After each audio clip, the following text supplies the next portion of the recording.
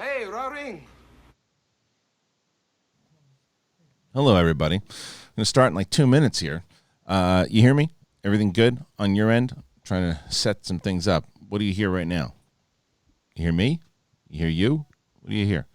Starting in just a second. It's going to be a good show. Got myself, Brad Sheridan. We're going to attempt to bring in the boat. It's not yet, Brad. Not yet. We're going to bring in the boat, Brad Gilmore, because he and I watched Wrestlemania 36. Bret did not. Bret will be sleeping for the first half an hour or so, but myself and Brad will talk about it because we have thoughts. We have thoughts, and maybe some thoughts that you share, maybe not. And we also are going to go over some of the other news going on in the world, and that's it. Brad Gilmore also had a really great take on everything going down with the Pride. And we talked about it, he and I, and he talked about it on the rundown. But what the hell am I talking about it here for? You're going to hear me in a second.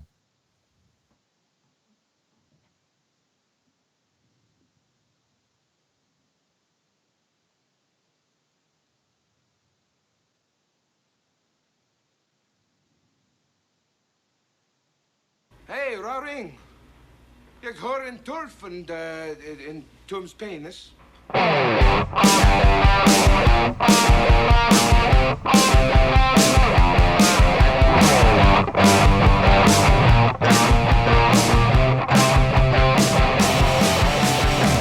Welcome back, ladies and gentlemen, to SEN Live. It's a Schmodown Entertainment Network.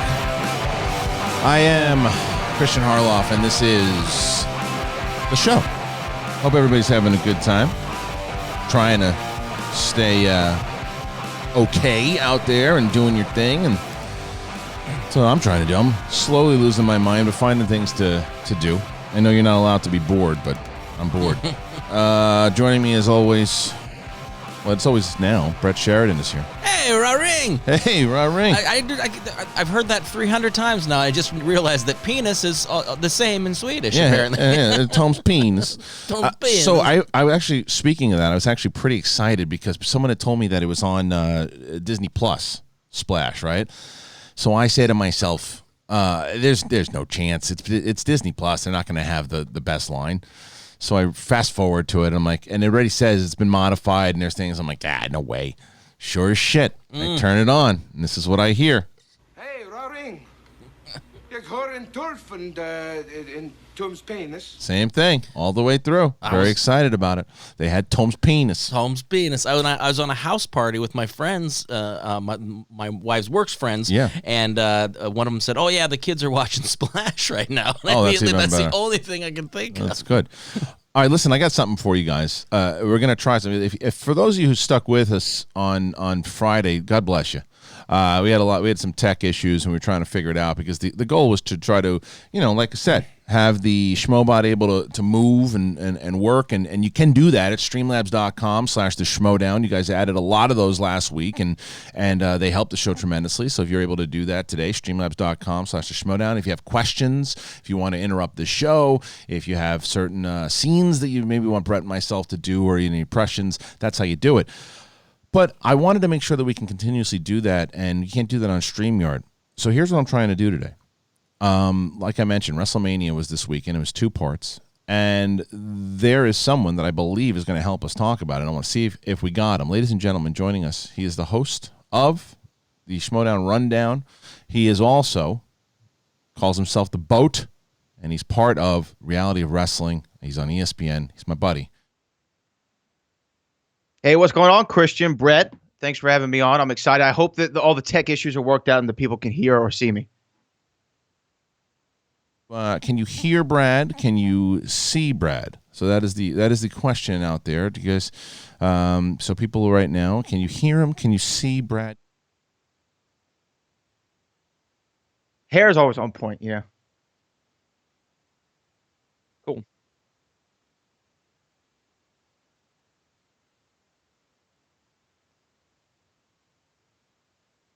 Yeah, let's stop while we're ahead. Okay, so I see what happens. They can't. This is the same thing that happened last time. They can't hear me when it goes to you. So I bet you I can fix that too. This is how. Watch this shit. So, Brad, keep talking for a second and watch it. You're going to be able to hear me next time. Here we go. All right. Well, I'm excited, though, to talk about this WrestleMania, though, in all honesty, as you find out your technical issues. This was the first time WrestleMania was too big for just one night. And I went in with low expectations, to be honest with you, even for a WrestleMania. I went in with pretty low expectations. And I got to say, there were a lot of things that WrestleMania hit on that I really, really, really liked a whole lot. And I think played, no matter what the stage was, without fans, with fans, they still played. There were some low spots, though. Yeah. So how about now, everybody? So hopefully everybody now, you can hear both me and Brad.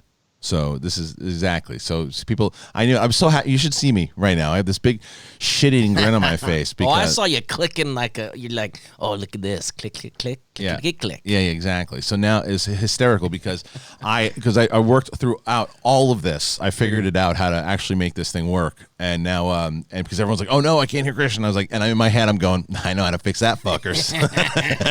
And I did it. So there you are. And then there was also a big echo. I knew there was an echo there. Oh, echo's back. Oh no, it's going to happen again. I was like, not this time, fuckos. I know exactly how to do it. So anyway, so it works. They can hear us and watch Gilmore. All right, Gilmore, let's get into this, kids. So we there's two episodes of WrestleMania, which I think you called from the get that they should do this, right? I did say I thought that it was going to be 2 nights. I thought we were going to have like 2 WrestleManias. I don't know what inkling I had. It just felt right. I did know there was going to be no way Vince McMahon and the WWE would not put on WrestleMania. It's gone on for the last 36 years in a row. Yeah. I knew that even the issue that we're having in the world, it wasn't going to stop it. So like every wrestling fan, or, if you're a movie fan, WrestleMania is your Oscars. If you're a football fan, WrestleMania is your Super Bowl. Yep. So I was excited that we were still getting it. I wish it was in front of a crowd because when you looked at the card at the time on paper, it was a great card. And obviously a lot of things got shuffled around and changed. But I was looking forward to it, man. Gonna have to cut back donating. My hours are getting cut, but smoke 'em while you got 'em. Well, thank you. Prince, I wasn't promised putting in the Schmobot. Thank you for doing that, and really appreciate that. And we understand. We understand that it's a tough time for everybody, and it's a tough time for the WWE, obviously, Brad. Like, as we, you're right. It was, I'll tell you, for the most part, it was a great card. And you and I were kind of talking off air about some of these things. My biggest issue, and I have this issue whether there's a crowd or not, the first thing I will say is I do not think it's right for anybody to say, oh man, there's no crowd, they shouldn't have done it. Because like you said, as long as they're, first of all, taking the right methods and making sure everybody's healthy and they're doing that particular thing, then I'm cool with the way that they did it, because like you said, Vince is going to put on a show. He wants to put on a show, so he put on a show. I'm cool with that because I actually thought part 1 was pretty decent for what they did. I got, you get over the way that it's set up and the awkwardness of it. You have to, but the performers were performing. I just thought the card was so much more stacked in the first one. And I said this last year about WrestleMania when it was 75 hours long, and I say the same thing about this one. You do not have to put everyone on the card. Everyone is on the card, and Bobby Lashley was in a disaster of a match. That guy should not be. If it's just some thrown in match, don't put it on the card. Put it on Raw or SmackDown. Let these people earn their angles. No one is. There's some of these just not earning angles. And my daughter was like super into WrestleMania. It was the most adorable thing. She was the first time I was watching it. She was way more into it than I was. And that's not to say that I was like so bummed. She had that feel of what a wrestling fan, or what I had it when in the 80s. I could see it. She wanted to see every match. She wanted to watch everything, and I loved it, that part of it. And she wanted to watch the Bayley, the Fatal 5. It was a 5-way elimination. Is that what it was? So she's watching that match, and as she's watching that match, she's not being able to tell how predictable it is. But I'm like, how many times do I get to see the same angle with her and Sasha, where they're friends, they're not friends, they're friends, they're friends. Oh, she hit her by accident, and it's like. And none of those other people had a chance of winning the title. Are you done with the predictable nonsense?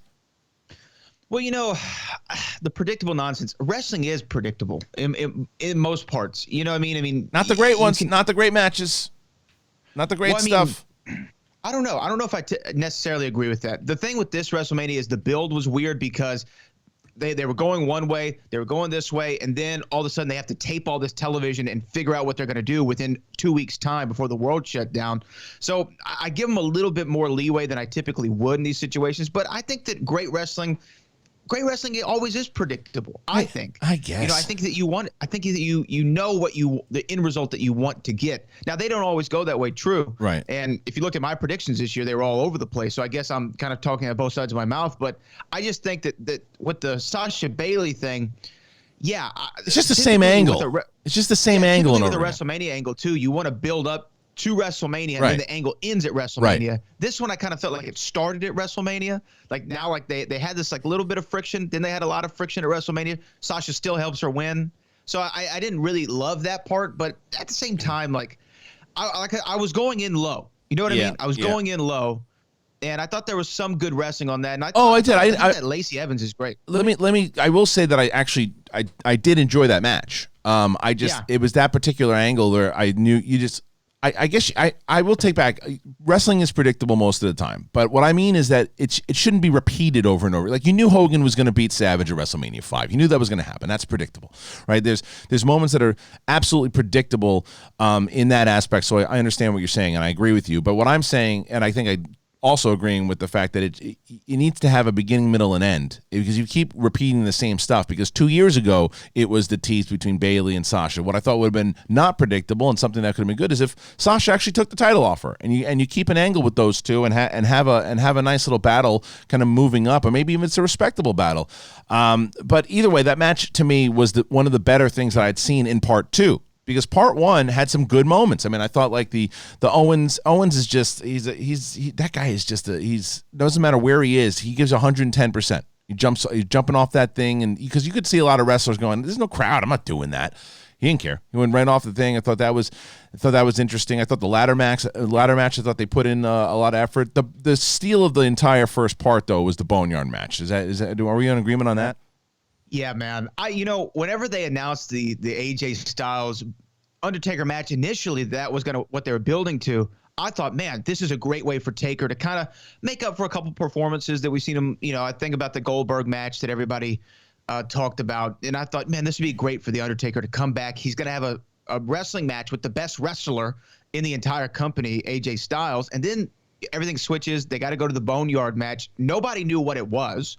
No one understood what a Boneyard match was going to be. Right. And then we kind of got like this sense of, it's going to be some sort of cinematic type, final deletion, Matt Hardy stuff. And I got to tell you, man, I was all in on it.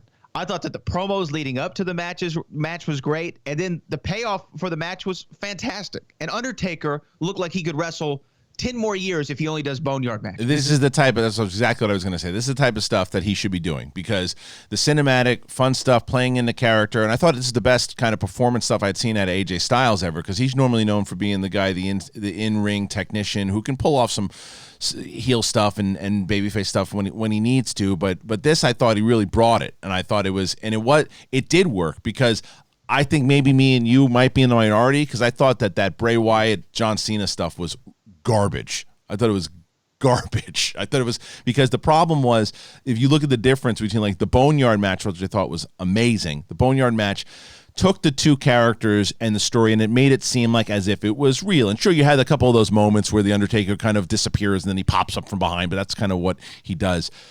John Cena is partners with Bray at one point because it's what the sketch calls for, and then he's wrestling. Then he's on top of a doll, and then what the fuck are we watching right now? It's like it was absolute lunacy. It should have been something on the website, not inside of WrestleMania. Why do I hate this as much as I do?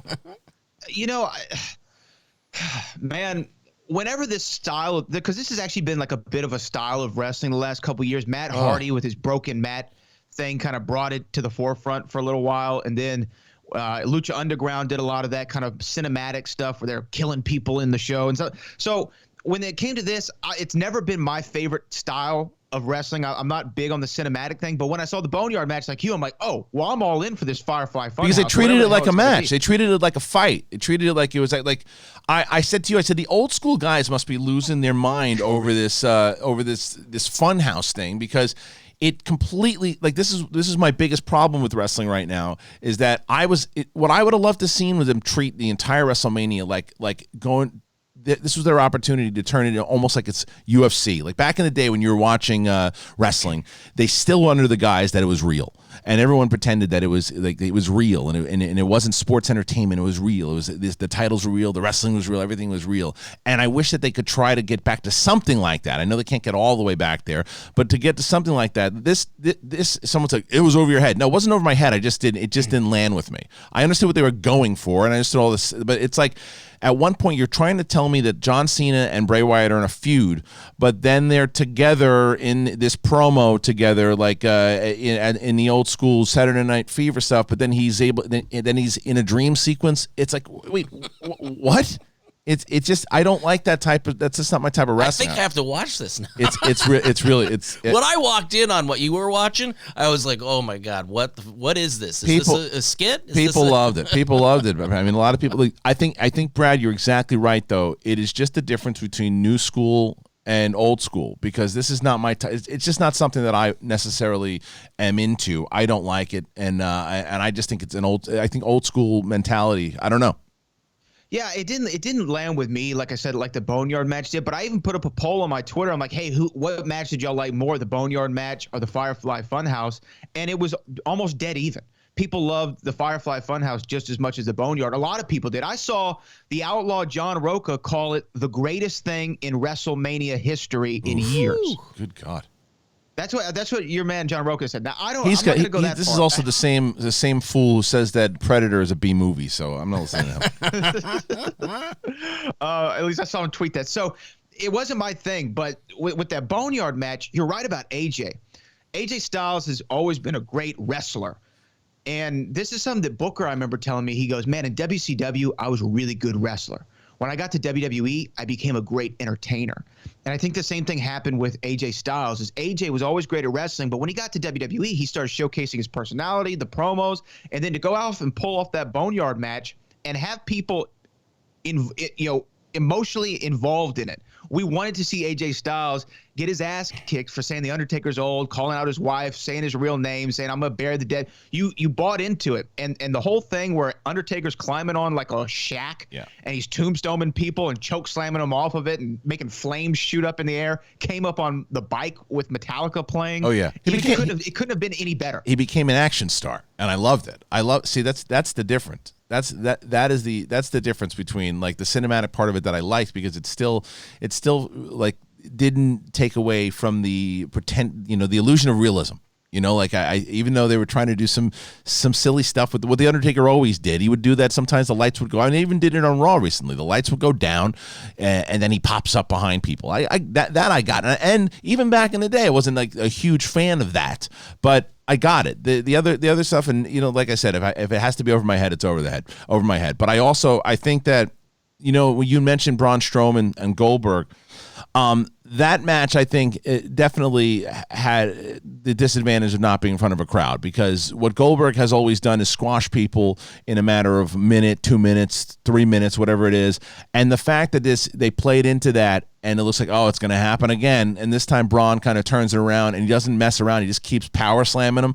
I think that goes over way better with the crowd, and they finally give Strowman the strap. How did that go over in the community? Yeah, here's the thing. A lot of people were upset when Goldberg won that Universal title off of The Fiend. Yeah. I didn't mind it. I thought, you know what? You're going to build to Roman Reigns and Goldberg, WrestleMania, spear versus spear, title on the line. I can get into that. I was really involved in it. And then last minute, Reigns pulls out because of his health issues, and they put Braun in. And I did not think Braun was going to go out there and win. If I'm the booker and I'm booking this thing, I'm saying, you know what? Have Goldberg go out there. They have a brawl, go to the outside of the ring, have Goldberg spear him through the barricade or something. Make it a show. Let him go over, win, and then at SummerSlam, let's do Reigns and Goldberg, because he might be shutting everything down in the meantime anyway. Let Goldberg stay with the championship, because it'd be weird for him just to come back for a month and a half and then lose the title to Braun with no build. So that was my thinking going into it. Did I like how the match came off? It wasn't my favorite. I mean, I think I agree with you. Goldberg is a presence. And when he comes out with the sparks and the fireworks and breathing the smoke and spear you, jackhammer you, the whole crowd going, Goldberg, Goldberg. Yeah. That's what you want to see from the Goldberg match. So him in front of no crowd definitely doesn't play as much. No, even the walkout from the audience, because that's the whole point. When he walks out from the dressing room, it's to hear the crowd kind of screaming and yelling as they're following him to the actual ring. And then once he gets there and the smoke goes up, it's part of it, not just the music and him screaming and yelling, it's the crowd behind him yelling that adds to it. But they did what they it has nothing to do with either one of those guys. It's just, that was a match that I thought, unlike the latter match, which I didn't think necessarily needed a crowd. Now, I shouldn't say needed a crowd. Didn't hurt that they didn't have a crowd. It certainly would have enhanced it with all the big moments and big spots that they had throughout it. But I thought those three guys put on a good show. And I'm not a big Uso fan, but I thought he was great in the match. I thought he was really good, and I thought that Morrison took a really nice bump at the end there too. The way that they did it, I thought it was a good finish. Did you like that match?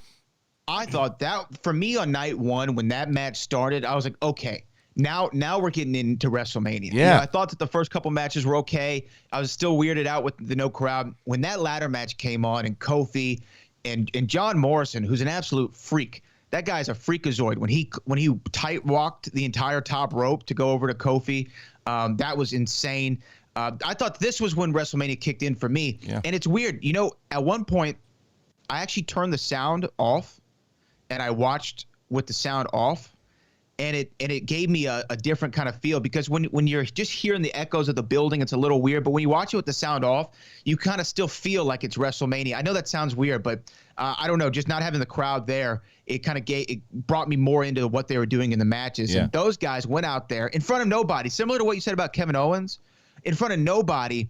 They killed themselves. Yeah, they really did. I actually saw Xavier Woods, who's a member of the New Day. He tweeted out, "Those bumps hurt more now than they normally would." And I think what he means by that, adrenaline. When you go out there and adrenaline, Yep. yeah, you don't have any of the adrenaline rushing through. Yeah. So you're feeling everything. You're not getting that rush from the crowd. And so you're feeling it all. And I thought they still went out there, man, and they busted their asses. They really did. I was trying to explain that to my wife last night too, where I was like, yeah, it definitely, I give these guys a lot of credit, and girls a lot of credit, because they're going out there, they don't have this energy the same they would in crowd. She's like, what's the difference? She's like, it's scripted anyway. I'm like, nah, you don't. The crowd, they let you know what's going on. They let you know if the move worked, if it didn't work. It's it's super beneficial. It's meant to be, because it's built off of the sports model, and so, kudos to those guys. I definitely thought part one was far superior than two, because there's so many more memorable things that I think happen in one. And I thought the Becky Lynch match was good. I liked the Becky Lynch match too, because the Becky Lynch match was the one she is officially my daughter's favorite wrestler, because my daughter was a Ronda Rousey fan. The other day we watched WrestleMania 35 together. We watched the last match, and she's like, I'm okay if Becky or Ronda wins. And then when Ronda won, of course she was okay with it, but she loves Becky, and she was calling, what's her name, the girl that she fought, Shayna Baszler. So Shayna Baszler, my daughter was calling her the Destroyer or the Annihilator. I can't remember what she was calling her, but she's like, because we were showing all these, because they showed the bloody teeth thing that she did, and it was a good setup, right? And I like the fact that they're keeping this dominant title reign on Becky, because it brings some weight to the championship. So I liked this match. What did you think of this match? I agree with you. I thought that it was actually the right finish. Everyone expected Shayna to come up and win the title. I didn't. I thought Becky was going to retain, because it made more sense. You bring credibility to that championship. And think about this now. She's been the champion going 2 WrestleManias now. She's going to go into her second year as champion. When she does lose, whoever beats her has instant credibility. As wow. Only a year, right? She'll only be champ for a year, but you're saying this is her second year coming into it now. She's going into her second year now. Yeah. She's going into her second year now. So whenever somebody beats her for that title, it's going to feel like the biggest deal ever. I always said, whoever beats The Undertaker at WrestleMania for the first time, it's like being world champion for life. I'm not comparing Becky to Taker so much, but I'm saying it's going to have a big feel to it when she finally drops that title to somebody. And I didn't think Shayna at this stage was the right one. I think you want to continue to build the legend of Becky Lynch, build the man, keep it going forward, and we'll see what happens at SummerSlam. Yeah, and I'm agreeing with you. I think that to me worked better, because now we get a chance to see maybe a rematch, SummerSlam, whatever it is, because even the fact when she's slamming Becky into the side of the table I thought they gave it their all too. And I'm sure there's some other stuff, and even the first match with Alexa Bliss and the teams match, I thought was good. It was a good way to kick it off. But night one to me was far superior because of the booking of which matches they had. I thought the Edge match went on. I think it's still going on. That was one of the longest matches I've ever. That match could have been cut down by like 10 or 15 minutes. I've also never been a big Edge fan, so I don't know, but I thought it was, and I've never been an Orton fan, so that match just wasn't for me in general. But did you like that match? I wanted to like that match a lot. And going into it, I thought that these two guys are going to steal the show, because I think Randy Orton, whether you like him or not, technically speaking, he's one of the most gifted performers I think that company's ever had. And he's third generation. It's in his blood. He understands the small things that make a wrestler so great. And then Edge coming back, I was there, and the Royal Rumble was in Houston this year, Minute Maid Park, home of the world champion Houston Astros. And I was there to see Edge make his return to the WWE, and the chills that everybody got when he came out, and it felt like, man, we finally got Edge back. I was looking forward to this match. It had the best promotion too, building up. Great promos. Randy's RKOing his wife. He's concertoing Edge. There's all these great things. The match was just so long. Yeah, it was way too long. Way too long. Now, here's a trivia question. Here's a piece of trivia for you. Aside from WrestleMania 12, Bret Hart and Shawn Michaels in the Iron Man match, this was the longest match in WrestleMania history. 40 minutes, right? 37 minutes. Yeah, that's too long. That's way 37. Way too long. Way too long. And so, by the way, so people are asking, especially one of our big fans, Big Mo, asking, how can you not be an Edge and Orton fan? Well, wait, you cannot be a fan of a lot of people. Do I respect Edge? 100%. Do I think he's an incredible performer? Absolutely, I do. Just not a fan. Same thing with Orton. I agree with everything that Brad's saying. I think that Orton's very talented, just not a fan. And Edge really popped, even though him and Kristian were kind of running were very involved in the teams division when I was around and watching and writing there. Like their legendary matches with the Hardy Boys. That was all. He hadn't popped to superstar, become the rated R superstar until way after I was gone. So I've still. There's about 70% of Edge's menu of career that I haven't seen, so I never caught on to any of his stuff. So and I also think it's just a thing that I have. Goofy reactions to the ways people get hit drives me nuts. It's also why I don't like Cena. Like Cena is, I think Cena as an actor, sometimes he's good and sometimes he stinks. I think he's cheesy. And I think Edge used to do that a lot. He'd get hit and he'd do this goofy thing with his head, and I'm like overselling it a lot of times. But I still think he's good. And the fact that he comes back, I think it's good for wrestling that he's come back. I don't know. I like the more, my guys were like Randy Savage and Steamboat, which, by the way, we got into a discussion about this. Yeah. This is another hot button topic that a lot of people, and it's maybe because I wasn't around during the time when it happened, but majority of people think that the best match in WrestleMania history is Undertaker versus Shawn Michaels for WrestleMania 25. I had never seen the match. So I went back and watched it the other night. I think it's a great match. I don't think it even comes close to Savage versus Steamboat. I don't even think it comes close. There's some botched spots that happen. There's again, it's basically just you trade a maneuver of my finisher, I kick out, you trade, I kick out. And I get it. It's because of the streak. It's all that stuff. But you can go back and watch Savage versus Steamboat. It's fast. It's technical. It is crazy. It was improv, a lot of it, as far as what was supposed to happen. It wasn't supposed to happen during that era because it was Hogan versus Andre. All this stuff that was going on. It is the best match. And then I would put, you just mentioned it before, Bret Hart and Shawn Michaels Iron Man as number 2. So that's. That's but the thing is with the Shawn Taker match from 25 there was the streak was still a thing. It was huge. That was like at the zenith of the streak when there was never a bigger thing going on at WrestleMania than the streak match with the Undertaker. And the other thing was that kicking out of people's finishes hadn't really started to the point that it is now. Now you see people give 4 finishers in a row, like we saw with Braun and Goldberg, or you saw with Drew and Brock in the main event. You see them give them 12, 15, 20 finishers in a row. Back then, kicking out of the Sweet Chin Music, kicking out of the Tombstone or a chokeslam, you didn't see it as much. So when they were doing it, plus the streak and the botches actually added to the match. when Undertaker does the dive and lands on his head, it added this layer of realism, and you're like, what the hell is going on? And their ability to adapt and weave it into the story. I mean, it's so good, man. So good. I think it's a great match. And someone said, "Oh, I disagree. It is a great match." It is a great match. It's not the best. I mean, again, you have to remember. I mean, because we're looking at things like you said, when it comes to what was going on at the time.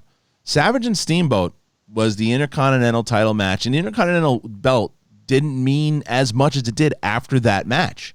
It's true. And no one was. Yeah, okay, cool. Randy Savage and Steamboat are going to fight. That'll be a fun match, right? Everyone was talking about Hogan and Andre for WrestleMania 3. They got so much heat because of the fact that they were afraid that they overshadowed Hogan and Andre because it was such a great match. And people talking about how great Jim Ross's commentary was with the Taker's Shawn Michaels match. I agree. But do not take away from how great Gorilla Monsoon and Jesse Ventura were on that stage and the way everything. I think the bell rammed Savage in the head, Jess. I mean, it's so good. Go back and watch that match, because people are like, "Oh, you're old school." You're goddamn right I am, because when I watch that match, that's a great match, because people, if you don't go back and watch in WrestleMania 3 and compare it, and just because you're younger, if you're like 25, 26 years old or 30 years old and you remember that Taker match, you can't just say, you're crazy, that's the best match. Have you watched Savage and Steamboat lately? Have you watched Bret Hart versus Stone Cold Steve Austin lately? Like, those matches to me, and you mentioned it on a rundown the other day, by the way, I could not agree with you more that is the perfect. You cannot, the double turn, that does not happen often, and when it does, if it's done right, is brilliantly, and it happened with Stone Cold and Bret Hart at WrestleMania. It's one of the classic moments of all time. That's one of the greatest WrestleMania matches. That one actually might be my favorite. I think I can objectively say that Steamboat and Savage and HBK and Taker are way up there as far as the two most perfect WrestleMania matches.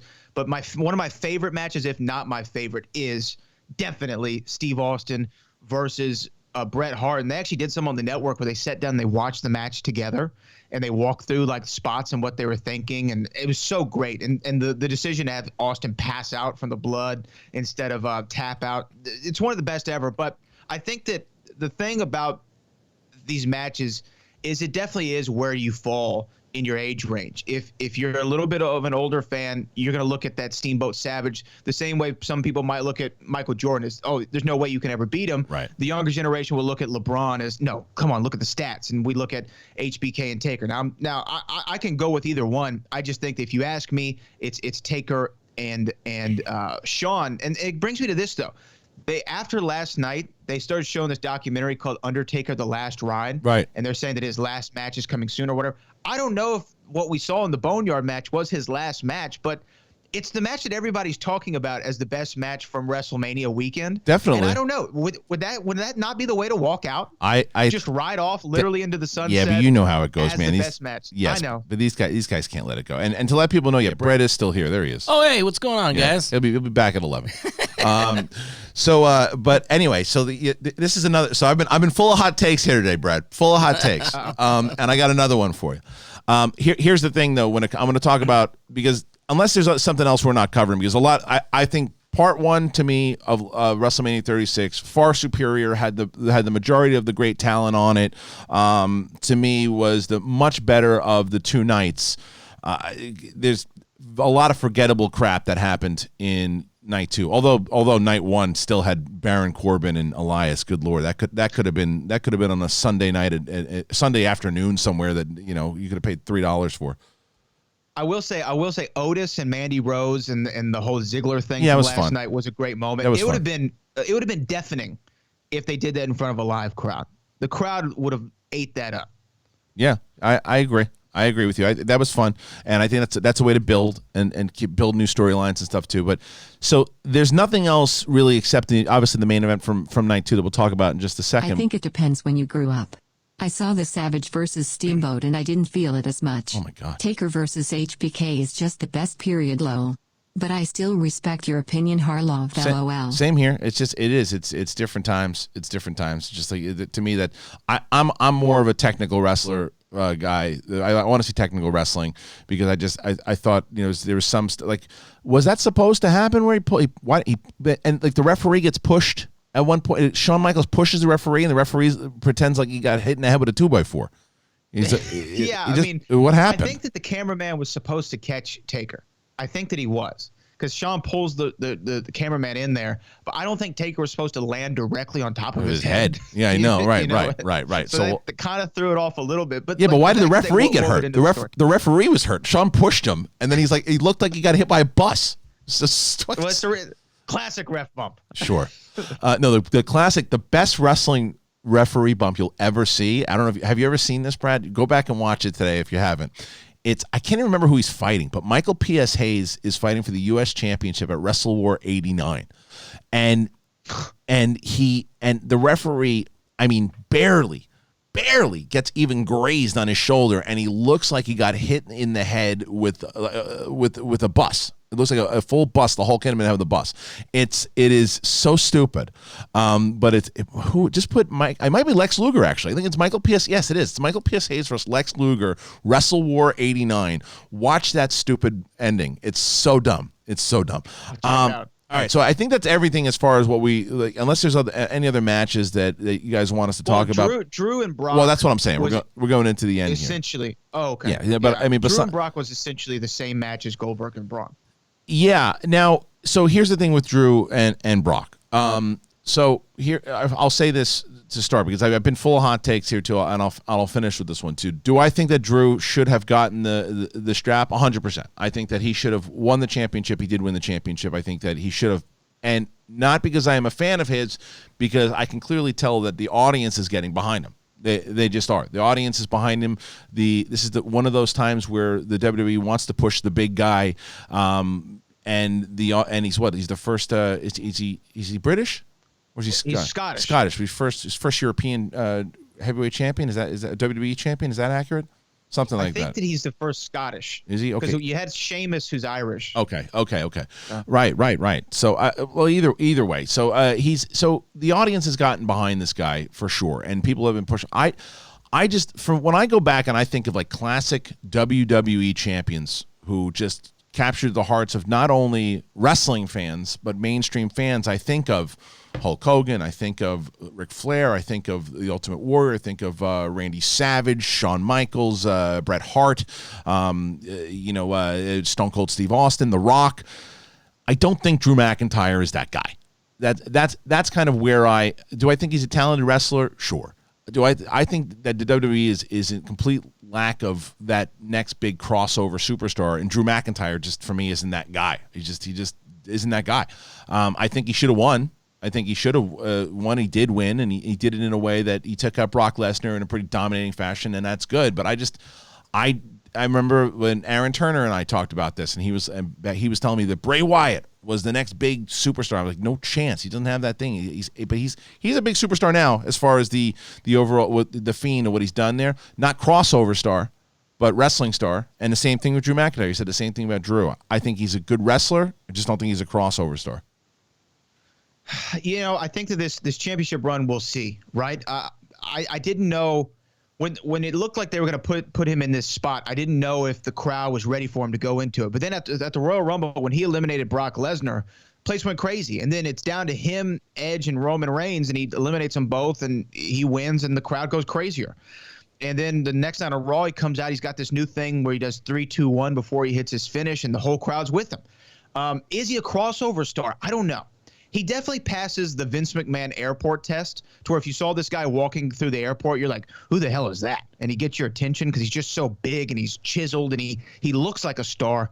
I think the jury's out for me as if he's going to be crossover. Will we see him be, on all the talk shows? Will he do, movie roles? Will he do? I don't know. I don't see that. He doesn't have the John Cena. Versus Savage another chance just for you. I'm a technical wrestling fan as well. That's why some of favorite matches of all time are Gargano versus Adam Cole matches. Amazing technical wrestling. Thank you, Big Mo. Yeah, check it out again, man. I think I watch Savage Steamboat at least once a year. I think that's required viewing for wrestling fans. Ever. I showed my daughter. I think that's the first match I ever showed my daughter was that match. All right, so with Drew, I just here's the thing, though. If you asked me 4 years ago when he was a backup in a 3-man band tag team, did I ever think that he could be world champion? I'd say absolutely not. And he proved me wrong there. So, I mean, the door's obviously open if he can make that connection to the audience. But will he be like a Macho Man Randy Savage with the charisma? I want to see more charisma out of him.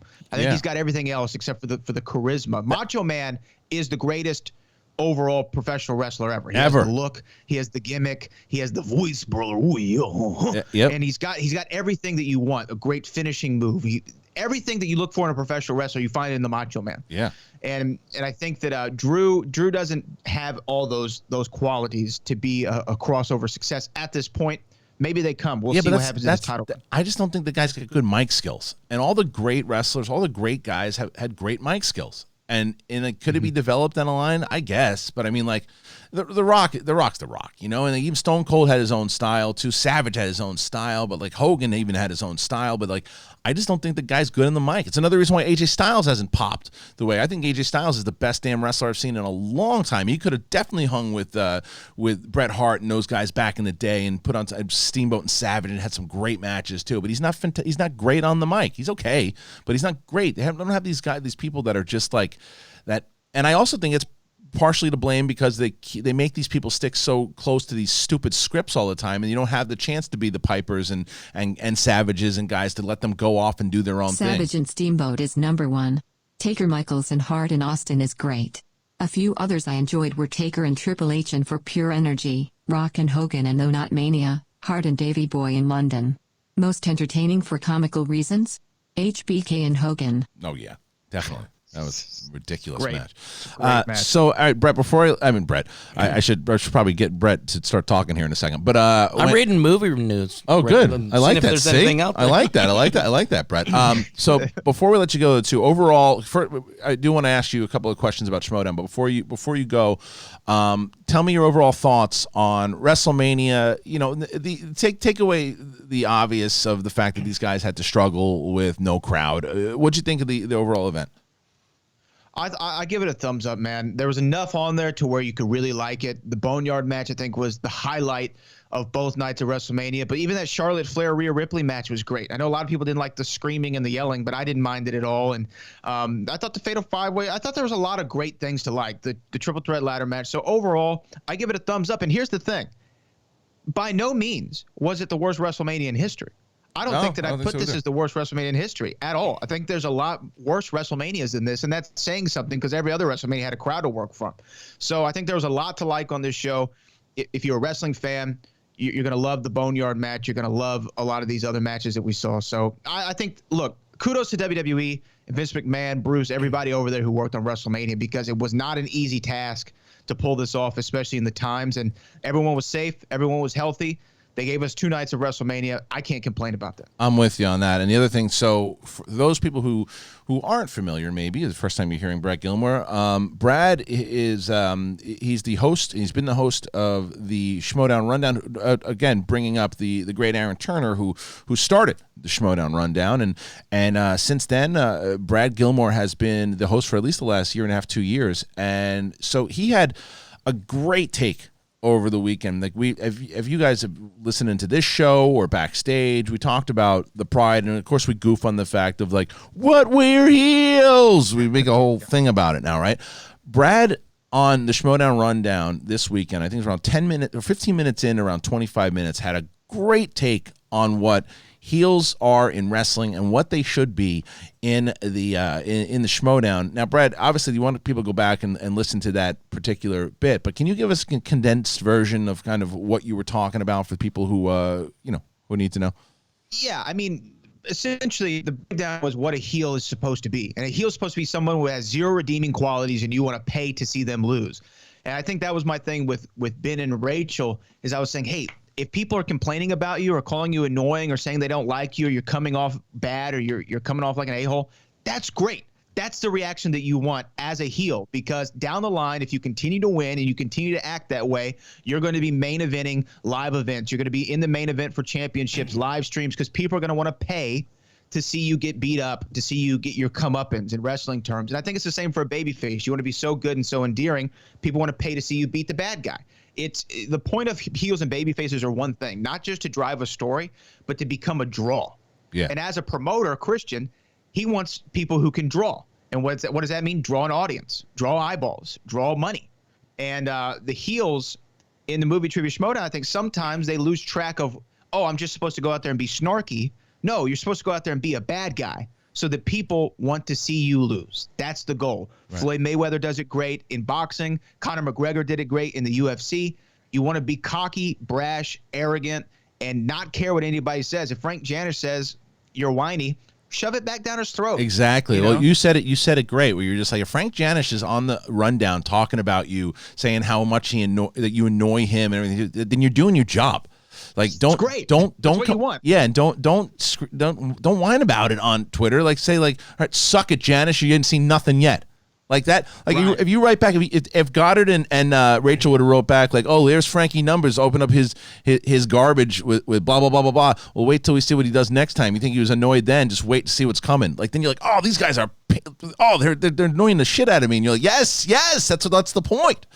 Yeah. So don't complain about it. Oh, well, it's good for this guy, but we can't do it. No, don't do any of that. No. Screw all of that. Yes. Lean into it. And I think that because that's the thing is that Goddard has it in him. Goddard has it in him. Goddard can be, like, with coaching and everything, too, Goddard can be a tremendous heel. He's not a wrestling guy. He's never been a wrestling guy.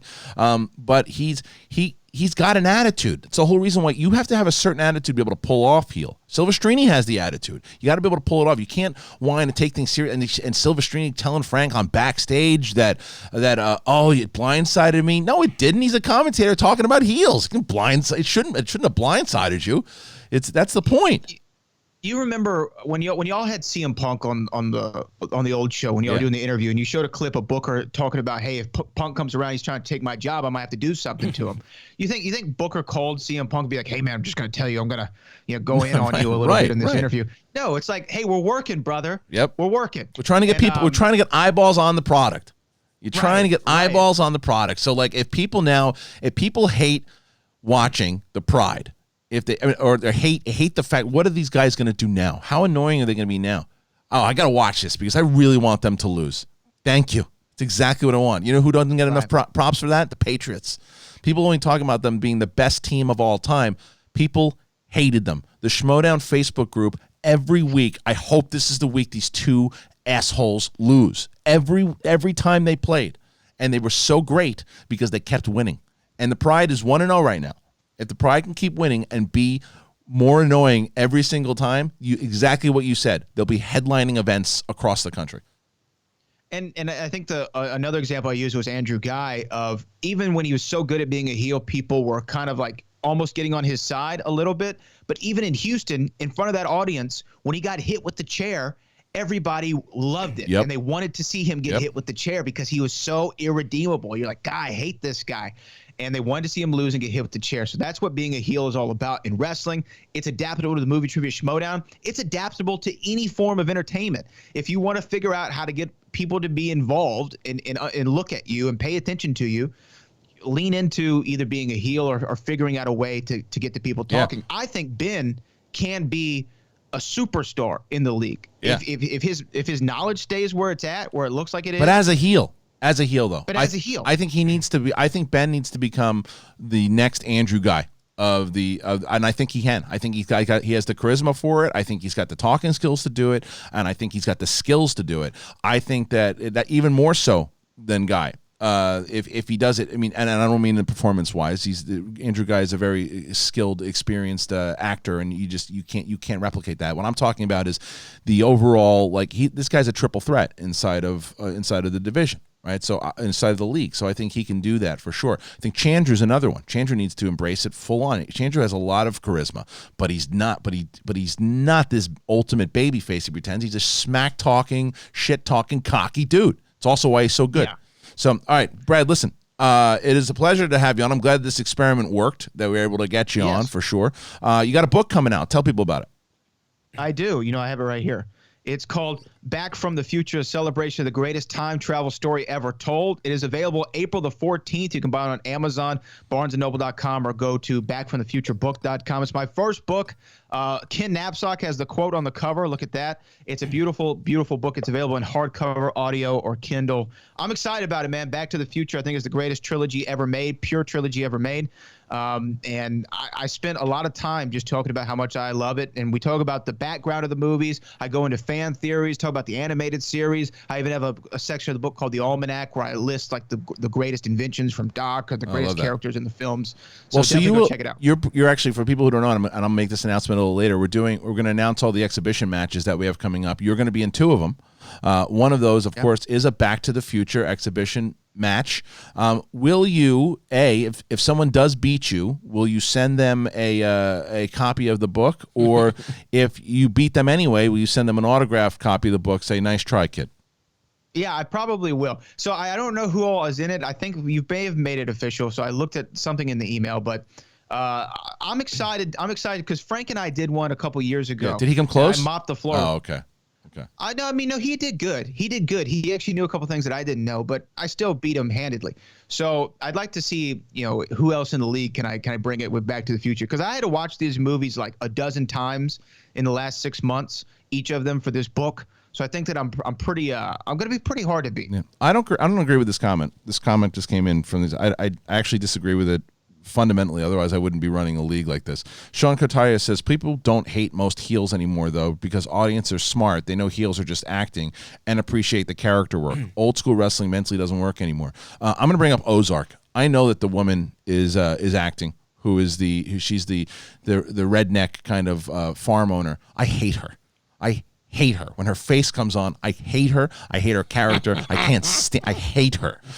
Now, if I saw this woman in person, would I tell her that I hate her? No. I would say, you're a wonderful actress. I hate your character. I can't stand this woman. I want her on the show because she's so damn good, but I hate her. So you're supposed to be hating these people. People hated JTE. People hated Jeff Snyder. People hated Guy. You got booed for a long time, and you made the point last week on the show that when the greatest heels turn good, they get the biggest reactions in the crowd.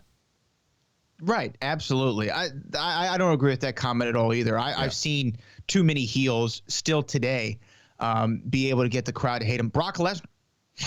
People hate Brock Lesnar because he always wins. He always wins. Right.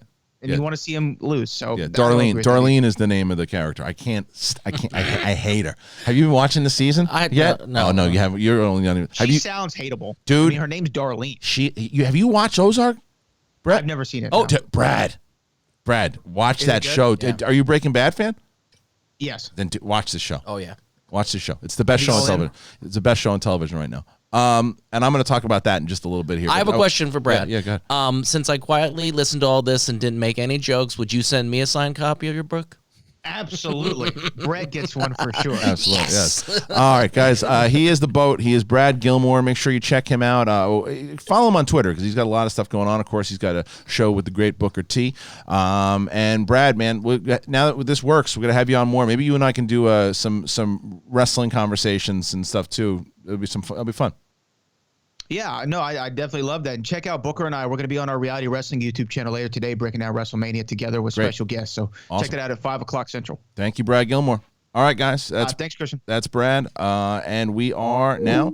I'm very proud of myself, Brett. You did it. I made it work. That was nice. How I did that. No, I was like, I was a little nervous. Little nervous. Yeah, me too. I mean, the way you clicked in that made that audio start working, I could see you've been working on this I've been working on it all weekend. I wanted to make sure. I'm surprised I didn't get any calls. You must have called in some other people to help you, or you just kind of mess with it yourself. Not when it comes to tech stuff. Yeah. When it comes to building like a birdhouse, you're the first call. But like when it comes to tech, even though I have this. People when they see me play, like if I play Spider-Man, I'm like my old man screaming and what are you just swinging from the buildings? Just give me I get frustrated, old man frustrated. When it comes to tech, I've always been able to figure out if I sit there and pay attention. Fiddle with it for a while. Yeah, David Michael Frank helped me for sure. Oh yeah, on Friday with some of the stuff that I need to do. But now that I know certain things, like that's why I said I wasn't when the echo happened again this morning. Yeah.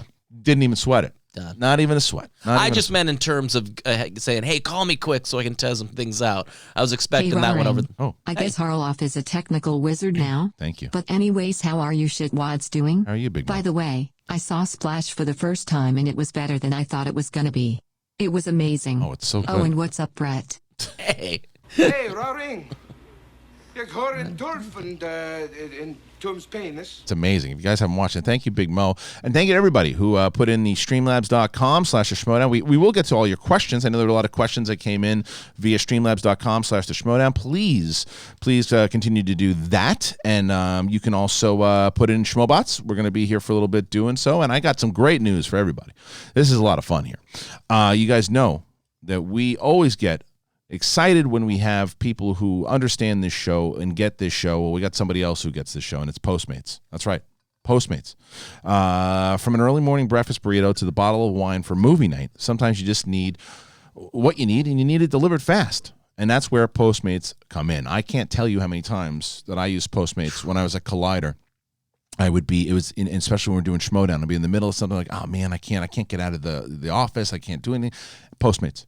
It's incredible, because if you're like me, you start thinking about what to eat for dinner while you're eating lunch. I've already gained 75 pounds during. Hey, Maureen. Caught up on last week's shows over the weekend.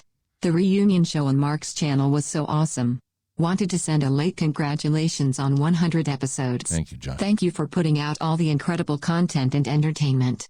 Love you guys. Thank you. Love you, Josh. It was a very, very nice, wonderful donation. So thank you very much. All right. For everybody else, once again, from an early morning breakfast burrito to the bottle of wine for movie night, sometimes you just need what you need, and you need it delivered fast, and that's where Postmates come in. Like I said, when I was working on Schmodown, when I was doing stuff on Schmodown, I would sit there, I'd be starving, and I was like, I don't know what to do. So I would call Postmates and I would get food, because if you're like me, you're probably starting, you think about what to eat for dinner while you're eating lunch, and I love food. That's why I love using Postmates. They deliver food from every restaurant I can think of right to my door. But Postmates doesn't just deliver burgers and sushi. They make my life much easier with grocery delivery and whatever I can think of delivery to. And right now, a lot of people need it. Convenience stores, clothing stores, you name it. So no more trips to the store, no more late night food runs. I don't even have to worry about where to grab lunch anymore, because you just download Postmates on iOS or Android, and you find your favorites, and you get anything you want delivered within the hour. Now, for a limited time, Postmates is giving our listeners $100 off of free delivery credits for your first 7 days. Do you hear that? That's crazy. $100 off of free delivery for your first 7 days. You got to start your free delivery. You download the app and use the code SEN Live. Remember that, SEN Live. SEN Live for $100 off a free delivery credit. No minimum purchase for your first 7 days when you download the Postmates app. Anything you need, anytime you need it, just Postmate it. Right now, this is the time to do it. And what a savings right now. $100 off. SEN Live. So go and do that. Thank you to Postmates. Yeah. Pretty excited about the Postmates. Big one. Yeah, I'm pretty excited about Postmates. And you're keeping these restaurants, and you're keeping Postmates alive. You're putting a lot of people to work. It's a good. And well, because the thing is, that's why when they said the $100 off, I said right now you need that. Yeah, you need that. So look at Kelsey Kirkland. I know what I'm doing for lunch. Exactly. SEN Live. We did a El Pollo Loco the other night with Postmates. Yes. Oh, I missed that. We missed the Schmobot. Oh, it's a big Schmobot that came in. Hold on, I'll make sure I read it right now. It was off for the read. So yeah, we got to make sure we tell people to not. Well, it's not. Sometimes they don't know when it's coming. So there's a big Schmobot that came in. Oh, big one. Oh, Jesus. Huge one. Thank you, Jay Killian, who puts in $100. Thank you so much, Jay Killian. Who starts off by saying, Hey, Roaring. It's my 46th birthday today. Here's my birthday cash. Can I get drunk Bret at the end of his 46th birthday party? Okay. Here we go. Bret, it's a big one here. Well, I'd like to thank nobody for throwing me a birthday party. So I just had a birthday party by myself. And why did anybody throw me a birthday party? I did, but I forgot it was my own birthday. I just wish you would have, but I wish you would have actually shown up, because I invited you and only you, and you broke my heart. Who, me? Yeah, you just started talking all silly on the phone, and you said I can't make it because I'm drinking tea. Well, it's because I only celebrate my unbirthday. Oh, that's what I should have done. I should have told you it was an unbirthday, and then we would have had it. Happy 46th birthday, you asshole. Yeah, you know what? Happy 46. It's one of the best birthdays because it's a number that doesn't mean shit. Kate Van D, was there a discount code? Yes, there is. SEN Live. Yep. SEN Live is the discount code. Do not, I'm telling you right now, everybody needs this right now. Postmates, it's very, very, very, very, very important. You got to get that. You got to get the app. You got to get the app, and it's a limited time. It's giving only our listeners right now $100 off of free delivery credit for your first 7 days. If you want to start the deliveries, download the app, and you got to use the code SEN Live. And all kidding aside, happy 46. Yeah, happy 46. Yeah, it's a weird one. It's kind of like that. 45's monumental. Now I only really celebrate the 5, the 10, but 46. Hey, it's a big one. You made it this far. Congrats. Here's to another 46. That's right. And thank you. What an incredible donation that was. So and sorry we missed that, and hope that made it better. Yeah, well, I mean, we still got that's the beauty of it, is the fact that we can actually he asked for the donation, the impression. Yeah. So we were able to do that for sure. And if it wasn't good enough, I'll retake and do it again. Yes. Well, thank you guys. So listen, there's a lot of stuff that we were able to get to today, and real quick, I have a fun thing that I'd like to see somebody do. I'd like to see somebody clip out some of the WrestleMania stuff, but put the old school NES crowd in the black areas. Funny. That would be fun. Yeah. That is good. I'd love to see that. If somebody actually did it that way. That's true. I did enjoy watching. I agree with Brad. I don't think it was the worst WrestleMania, even though it certainly would have gotten a pass if it was because of the crowd stuff. But I just think that there's just too many damn matches. Yeah, that's it. So you know what, Brett? Your camera's all messed up again. You're blurry. Yeah.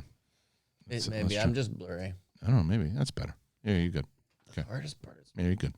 I got a really stupid email last night. On the Schmoes Contact one. This for me? Not really. It kind of. It was so funny. It was just. I shouldn't say it's stupid. It's not a stupid email. It was just. It was somebody who's very passionate about the show in general, but believes that it just wanted to give 8 pages of notes of what we should do to change the show.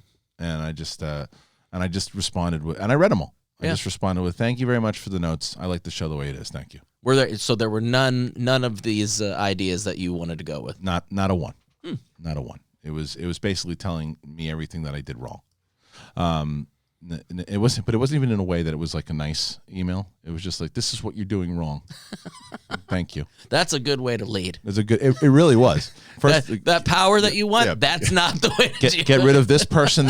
Don't do this. You don't understand this. This is the way you used to be. You should do this. This doesn't work. This makes me cringe. And I'm like, who is this? My mother? Hey, who is this? This fucker say get rid of me. I'm not gonna tell you what. I'm not gonna tell you anything. Hey, not gonna tell you anything. You got his address? But, no. But I mean, the part of it that I liked was the fact that it's just coming from somebody who clearly is passionate about the show. But it was just good to be passionate. It was led terribly. It was really not. Here's what's wrong. Yeah. Like 8 pages of why it was wrong. And right after I'm done watching a 75-minute match, I got to read an 85-page email about why my show sucks. Thanks. Definitely during this time too. this is the time to do it. When you're fucking tap dancing to put on a goddamn. I think I'm gonna tell this guy why everything about his show that blows and how I know how to fix it. Yeah. So I'm gonna fix it. He's not stressing out at all right now. This is how you fix it. This is what you need to do. Perfect timing, bro. This is what you need to do. 8 pages.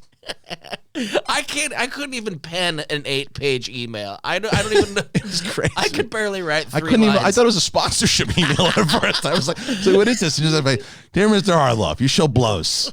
Here's how to fix it." It was pretty funny, actually. I would love. See if you can get permission for us to read it. No, I don't want to read it. It's too long. Oh, it's God. too long. I can't do it. Oh, it's very blurry, but I want to point out there's a little Well, no, don't point it out because there's a question about it. Okay. Yeah, that's why. But you just gave up the. Great. Well, I just don't. I got to give props. You don't think I'm gonna give props? You don't think you don't. Show a little. Hey.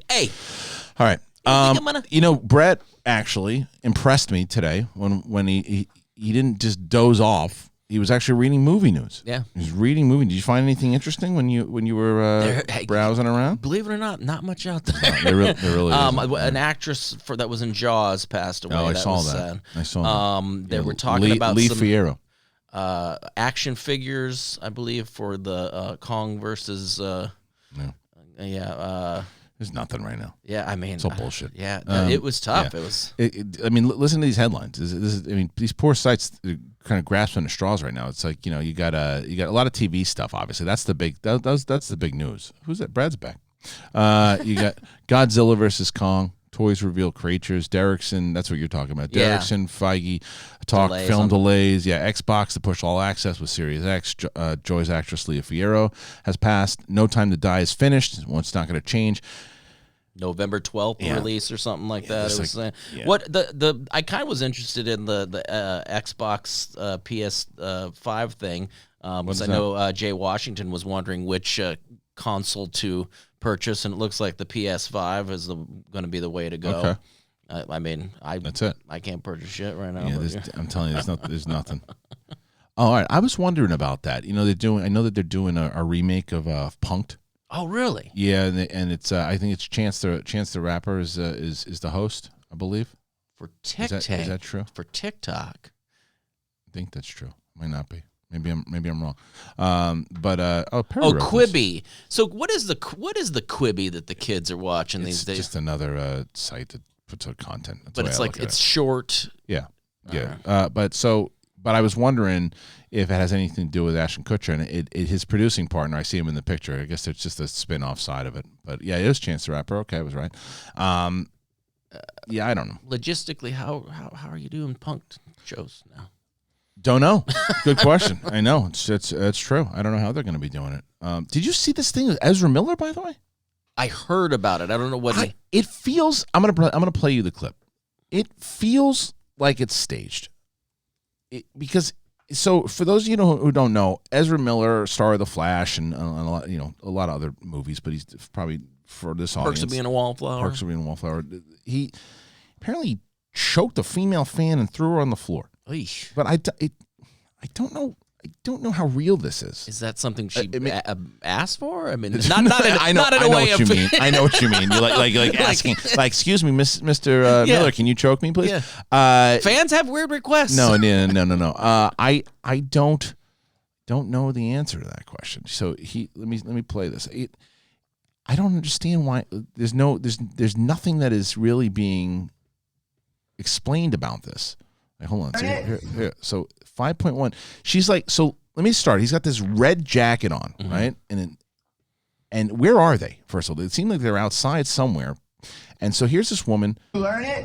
Did you want to fight? Is that the deal?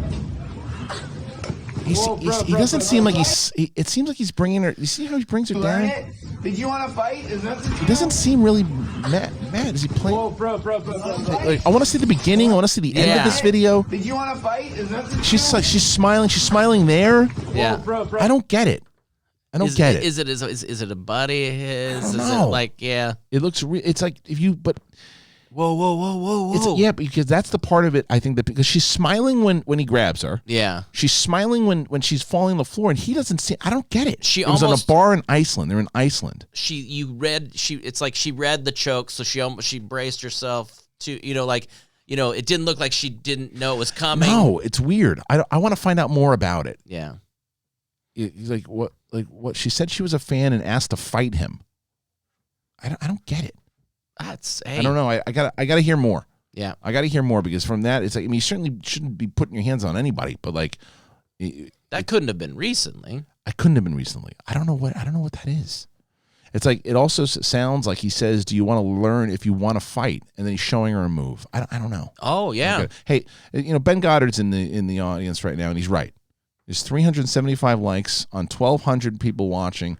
Shitwads unite! Come on, shitwads, hit it. This just in, Brett. Yes? 1,200 people watching and only 384 likes. Whoa, what? It's the truth. I'm looking right here. The facts are facts, my good man. And 1,225 people watching, 394, 422. Well, let me ask you this, my good man. Is it hard to click a like? It might very well be hard to click like. 444 likes at the moment, my friend. 444 yet. A lot of shit wads not hitting it. 458. We're at 458. Do I hear 450? Do I hear 450? Do I hear 600? There's 460. Oh, they're going up. 469. Can we get to 500? 500 looking in the chat. 500. 474. Can we hit 500? Well, this is insane. It looks like it could be insane. 487. Could you hit 500 by the time this gets over? Can you click a like with any part of your body? Don't put your dick on it. That could hurt anybody. 498. Could you get to 500? 514. 514. Could we get to 600? 600. I'm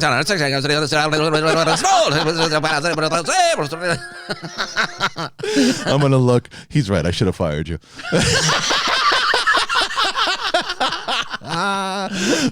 So good. I love auction. That's so good. I'm going to keep doing that. We should do the auction. We should do the auction for likes. We should do auction for likes. Like that's. Yeah, we were at 300 when we started, so the auction for likes got us to over 600. So look at that. Hey, don't let anybody else know about this auction. The auction for likes. Everybody else. Don't tell any other. Decided to paint his Teddy Ruxpin with his crap during nap time, asking for fatherly advice. Watching you guys while cleaning this damn thing by hand. Good. Thank you, Beck. And thank you for the wonderful. The video's getting pixelated? 2-year-old decided to paint. Where'd you get a Teddy Ruxpin? Oh, let me see something. I'm going to turn some. I don't know why. Ben told me that the video's getting pixelated. Hey, Doreen, happy Monday, you schlongs. Let me try this. S-Mode Choice Keep Readers of the Lost Ark or Back to the Future original movie. Thanks for all you do and be safe. Thank you very much for that. Very nice of you. Could it have to do with the algorithm where they're putting it at 480? Maybe they bump you down if you don't. Yeah, you got to try to change it. It should be. Yeah, I think it's a matter of your internet, to be honest with you, Ben. Okay, listen. Let's get to some more. Let's get to some questions because unless there's anything else, I mean, I don't really think that we covered a lot. We covered a lot of stuff. So we're going to get back on over to streamlabs.com/the Schmodown. Tons of questions coming in. Thank you so much for that. Streamlabs.com/the Schmodown. There are questions that can be asked if you want to do it through streamlabs.com/the Schmodown. But also remember, you can interrupt the show at any single time that you want to with the Schmobot. Oh, yeah. Where is it? Hold on. Hey, Roaring.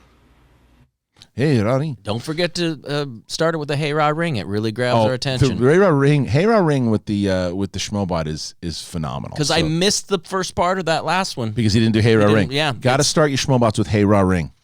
Make sure. And plus the fact is, and one guy actually almost hit the whole thing. Here's the full, if you want to do a Schmobot with Hey Ra Ring, it's very hard to do the actual clip all the way through because of the stutter. Here it is. Hey, Roaring. Jag hör en turfend in Tom's penis. You got to do in Tom's penis. In Tom's penis. All right.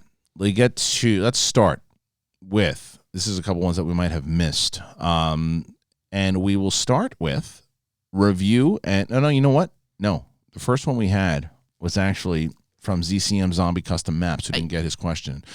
Diesel Time needs to animate the Charles at Kroger song. I guess, did we do a Charles at Kroger song? Yeah, we did one to end the other day, didn't we? That's right.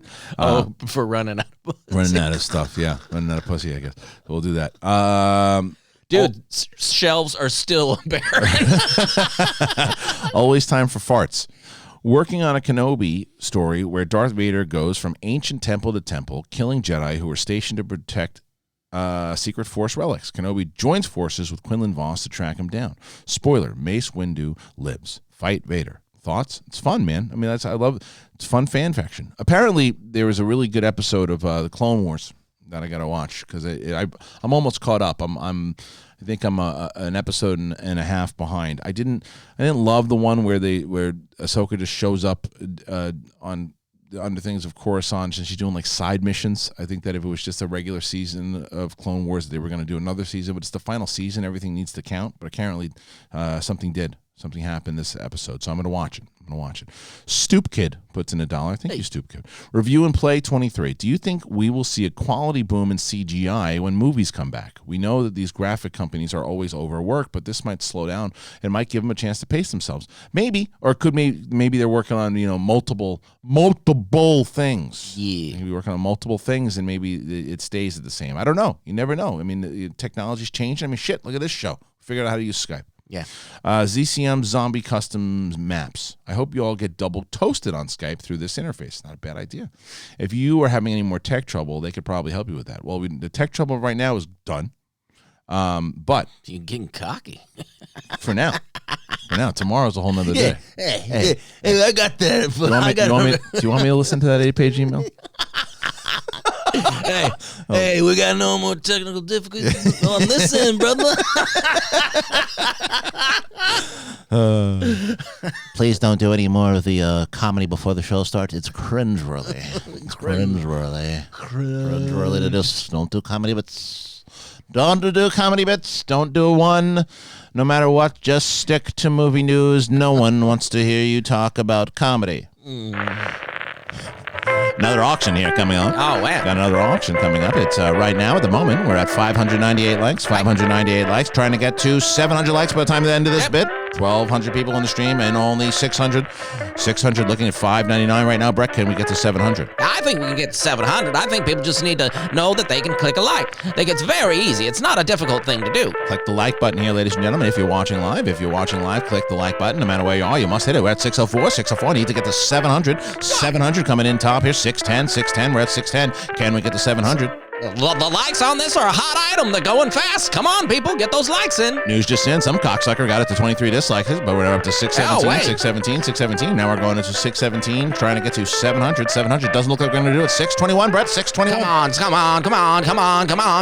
on. That's 621. 24 dislikes. 621 likes. Liking the ratio here, partner. I'm loving the ratio, and I think people just need to realize this is a very simple act. There's nothing hard about it. 624. Can we get to 650? Do I hear 650? 28 more people. 3 people who did that. Go fuck yourselves, and I hope you land in a ditch. Hey, Kristian figured out how to get the Skype thing working. You can click a like. That's right. Clicking on likes. 628. Song's almost over. At 628. Doesn't look like we're going to hit our goal right here today, partner. Oh, that is a sad, sad state of the world. 632. That's not 632. That's not too bad. I like it. All right. Let's get back to we'll do it one more time. Why not? We'll run this fucking bit into the ground. Like you do the auctioneer, and I'll be the guy who goes, hey! Yeah. What over under? Or no percentage that I got another email about how I should have taken the notes serious. And it's 14 pages this time. Yeah. All right. Prince that wasn't promised for fixing the audio. You're going to have, he put in a schmobot before. Thank you, Prince. Sir Lord Attenborough. Hey, guys. Happy Monday. I was pleasantly surprised with how entertaining the Boneyard match was. Do you think that the WWE will do more of these types of matches after all this? Hope you guys are doing all right and staying sane. Thanks for being there for us. I think that they should, especially right now. It certainly worked for them, and I am certainly in the minority. A lot of people like that shit ass thing that that Bray Wyatt and Cena did. People love it. Roka is swearing by it. I think it's the stupidest thing I've ever seen in wrestling, next to Doink the Clown, personally. But people love it, or the gobbledygooker, whatever. But they want to keep doing it. They should do it. I hated it. Stupid. Sir Lord Attenborough. Hey, guys. Oh, that was one. Ramon Fritz. Hey, guys. I'm baking caramel apple cupcakes right now, and I was wondering if each of you wanted one. I'm sampling my baking recipes for a wedding order, and my girlfriend's family is more than happy to test all of it. Match for today, Shazam versus Looney Bin. It's a good one to watch. I like that, and good for you for baking. We actually, we put on a... So we have the Patreon matches today, and it's a great one. It's Brittany Young, star of Glow, and Jader Paramo, and Jader who won the fan match in Orlando, so he got himself an actual match, and he's going to play up against Brittany Young, and that goes live to the patrons. But not only are you going to see that, not only are you going to see Brittany Young again, you are going to see a scene where Finstock has his shirt off, and there's a reason why, and it is an absolutely bizarre scene. It's good. It's really good. It's funny, and it has Finstock shirt off bizarre, but I'm not buying it. But it has a lot to do with story. Also, it's got a lot to do with story. So I think you guys need to check that out. If you're on Patreon, you'll get it today at I think the $10 level, and then tomorrow, or maybe I forget what level it is, but you guys will get it today and tomorrow, all patrons, and then tomorrow, and then Friday it'll be up for everybody else. We're gonna re-air. Oh, I got a special announcement. Oh, I got to tell people this. Would you like to know a special announcement? Yeah, let's do it. I'm not going to give a special announcement until we get to 700 likes. All right. I have a big announcement actually too. So if you guys want this special announcement, you got to hit this 658 right now. Oh, that's key. You could get to 700. Yeah, I don't want to see one of these fart powers that put the 29 dislikes on there. They got to take 2 off. Fart powers? Yeah, they're the powers of the farts. You got to take 2 off in order for me to get to. We got to brand these better. We keep switching the names. They're turds, Kristian. They're turds with the dislikes. These are the dislikers of the fart powers. I asked them to take one off, and they put one more back on. Cunts. We are the fart powers. All right, 684. Come on. We're at 684. Let's do it. Just hit it. Just 684, 686. You don't want to get to the announcement? No, you don't want the announcement? Forget it. No announcement for you. Yeah. We'll get it once we get to 700. 692. There we go. We're at 692. See, you know what? I got to bribe these people to hit the like. Come on. 692. 692. And once we get there, 2 people took off the likes. Thank you. And 2 more people put them back on. Oh. Turds. The likes or the dislikes? Fart powers. Fart powers. 695. We're almost at We're almost there. We're almost at the. Hey, Roaring. Oh. Hit the like button, damn IT. Yes. Thank you. All right. 701. We've hit it. Boom. We got an announcement. Here's the announcement. Right, we're not going to do anything else until you get 800 likes. That's right. No. Here we go. Where is it? Ready? All right. Big announcement. So last week on Mark Ellis's channel, we did a Schmoes Know reunion show. Well, I can officially say, at least for this Thursday, we're going to be doing another one on this channel. It'll be a Schmoes Know reunion show with the goal of making it a limited series. So, a Schmoes Know reunion show with some of the classic members, conversations, moments. Mark and myself will be hosting the show on Thursday night with the potential of doing it as a limited series, but you guys need to watch. We're going to be kind of running at the same, we'll have a lot of good moments. We'll open it up for questions and things of that nature. But yes, so the Schmoes Know show will be back this Thursday night and as a potential limited series. So you guys got to watch it. And you can make the announcement going on over to the, AZ Zombie. Of course there'll be a Schmobot. We're going to try to keep the show on the air. People don't understand it. It's probably the same guy who wrote the fucking email. So there you go. So come on over on Thursday night and join us. There you go. There you have it. So please go on over to SEN Live Facebook group and let them know that this is what we're doing. We're going to be doing it on Thursday night. Spread the word. Spread the love. Spread the word. We don't know yet what time we're starting the show. It's probably like 7 or 8 o'clock at night. It'll be a nighttime show. So I'll be drunk. Now I can do that though. You know, people don't understand that. One of the reasons I stopped drinking on the Schmoes Know show was because I was driving. I had to drive to because when we were doing it the other show, it was getting rides to places. But when I was at Burbank, I was coming home. I had to, it's a drive. It's a drive. And going to Burbank, I'm not doing that. I'm not going to Uber all the way through. So I got a couple beers, drink a couple beers with the boys, talk some smack, have some fun. Boys. Yeah. So there you go. So enjoy it. Enjoy it. We're going to be doing it. So make sure you watch on Thursday night. I'm going to talk to the great Brian Ward, and we're going to get a new logo for the little limited series that we're doing. If it is indeed becoming a limited series, we're going to start with Thursday night and see. So there you go. All right, let's get back on over. Hopefully you like that announcement. See, it was worth it to get to 700 likes. There you go. I should have given that announcement 1,000 likes. But the fart powers are running around doing whatever they're doing. Gave it up. Turds. Bunch of twats.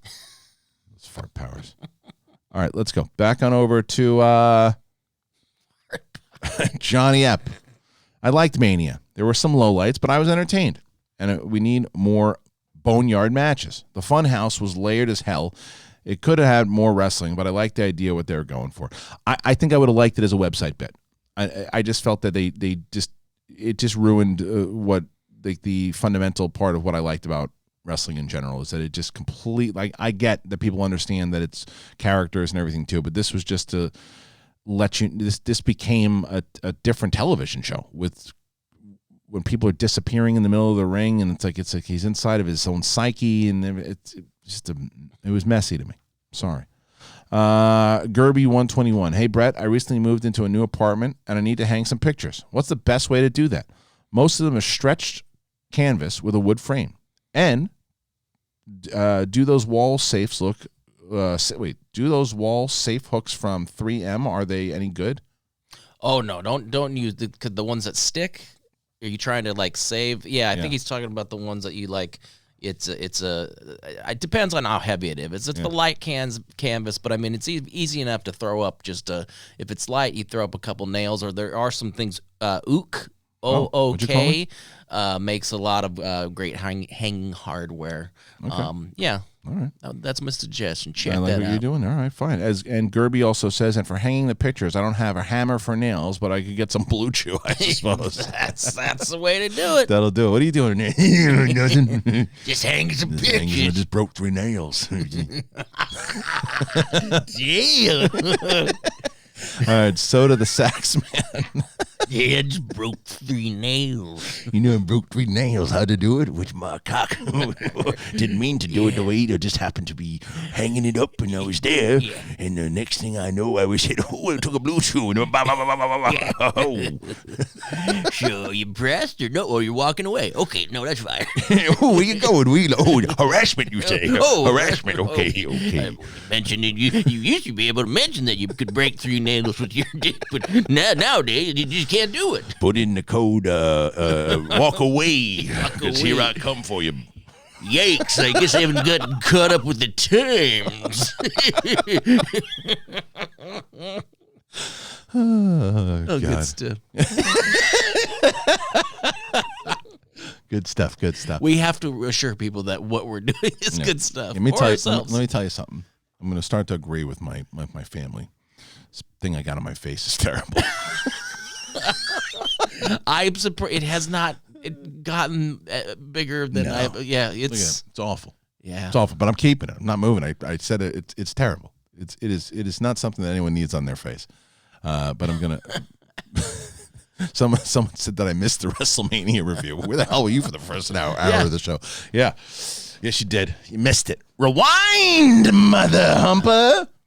Yeah, boy, hit rewind. Oh, yeah, you missing the WrestleMania review. My advice to you is to either wait for the replay or shut the fuck up. All right.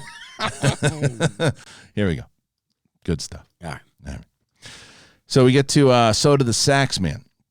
I've been on a record multiple times and confirmed by Steamboat that the match was highly choreographed and Savage had the whole thing written out move by move.